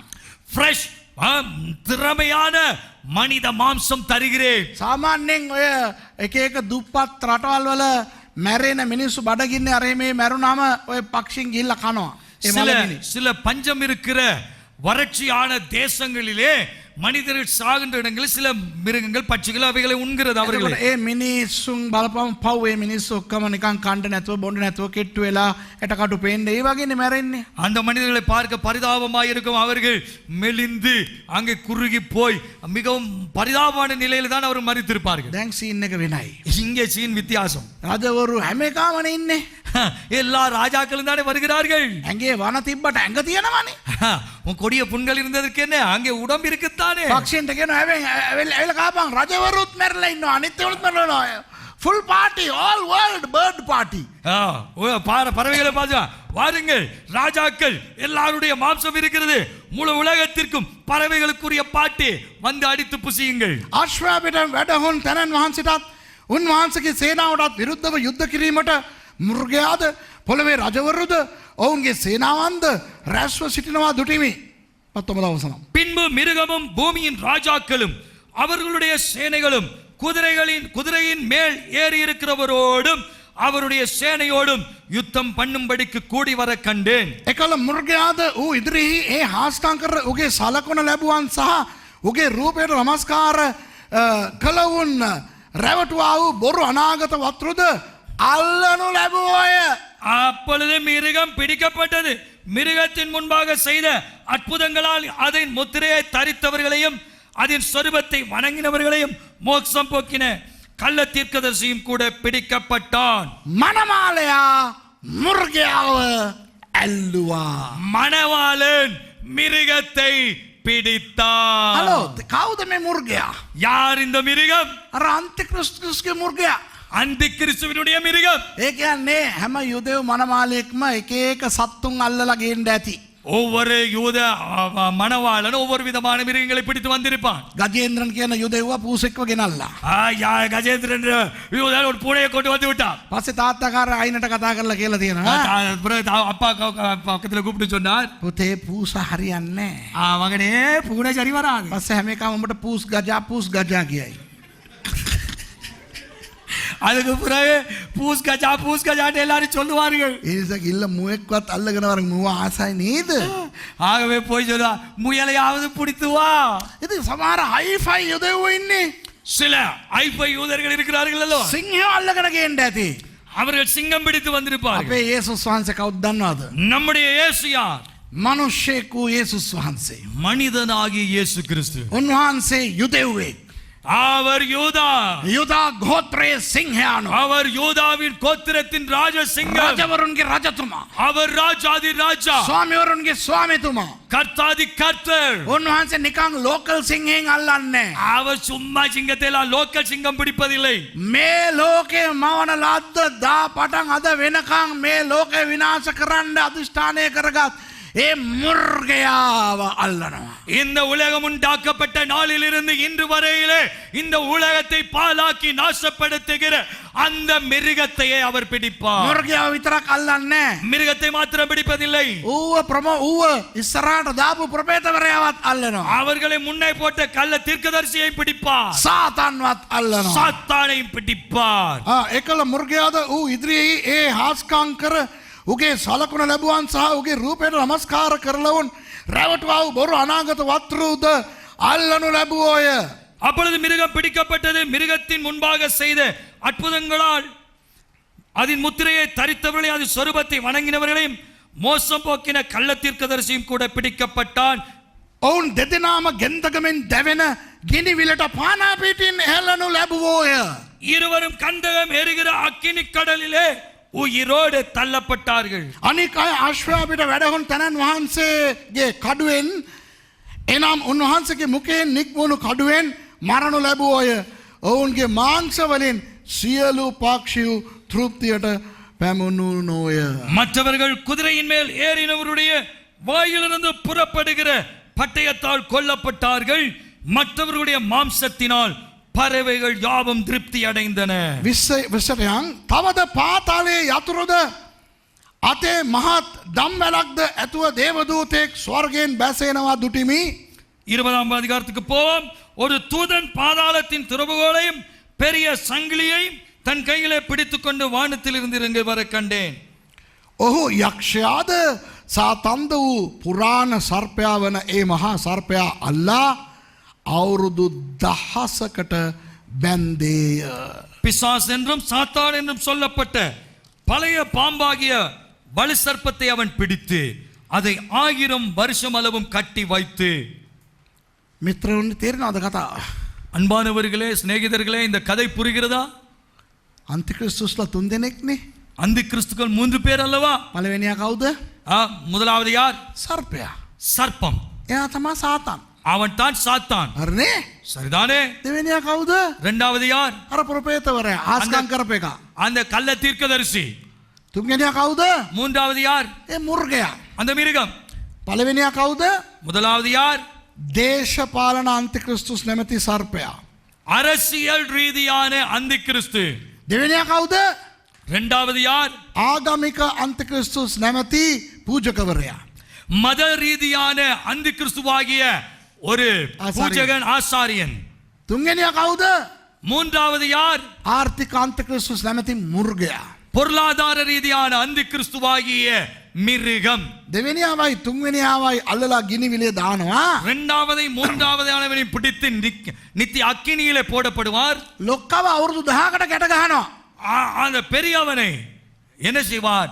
1000 விட கட்டி வைப்பார். මොකටද අවුරුදු 1000කට බඳින්නේ? ஏன் 1000 வருடம் கட்டி வைக்கின்றார்கள்? ඒ අවුරුදු 16 මේ පොළොවේ මොනවද වෙන්නේ? அந்த 1000 வருடம் இந்த பூமியில என்ன நடக்கும்? ඒවා පස්සේ බලමු අපි. அதை பின்பு பார்ப்போம். මම ඒවා ඔක්කොම කියලා දෙන්නම්. அதையெல்லாம் நான் பின்பு சொல்லி தருகிறேன். හැබැයි දැන් ඔබව මම ගෙනාවේ කොතනටද දන්නවද? இப்பொழுது உங்களை நான் எந்த இடத்திற்கு கொண்டு வந்தேன் தெரியுமா? උන් වහන්සේ කසාද බැඳලා அவர் திருமணம் முடித்து උන්වහන්සේගේ භාර්යාව වෙනුවෙන් அவருடைய மனைவிக்காக භාර්යාව ස්වර්ගයේ තියලා அவருடைய மனைவியை பரலோகத்திலே வைத்துவிட்டு පරණ කිවිසුම් ශුද්ධවතුන් සමග பரலோக ஏற்பாட்டு பரிசுத்தவான்களோடு கூட දේවදූත සේනාව සමග தேவதூத சேனையோடு கூட මේ පොළොවට එනවා. இந்த பூமிக்கு வருவார். ඒක තමයි යේසුස් වහන්සේගේ දෙවැනි පැමිණීම. அதுதான் இயேசு கிறிஸ்துவினுடைய இரண்டாம் வருகை. ඒකෙදි මෙගිඩෝවේ අර්මගෙදොන් යුද්ධය කරන්න ඉන්න උන් විතරක් මැරෙන්නේ නැහැ. அதிலே மெகிடோ பள்ளத்தாக்கிலே அங்கே யுத்தம் பண்ண இருக்கிறவர்கள் மாத்திரம் அடிவதில்லை. පොළවේ ඉන්න හැම කෙනාම මැරෙනවා.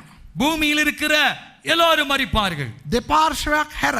ரெண்டே ரெண்டு கூட்டத்தாரை தவிர 6 ගත්තේ නැති අයයි 6 எடுக்காதவர்களும் අර ඒ කාලේ ඉන්න යුදෙව්වනුයි. அந்த காலகட்டத்திலே மறைவிடத்தில் இருக்கிற யூதர்களும். තේරෙනවද? தெரிகிறதா புரிகிறதா? දැන් මම ඊළඟ සැරේ මම හිතන්නේ මේ අවුරුද්දට ඉවරයිද?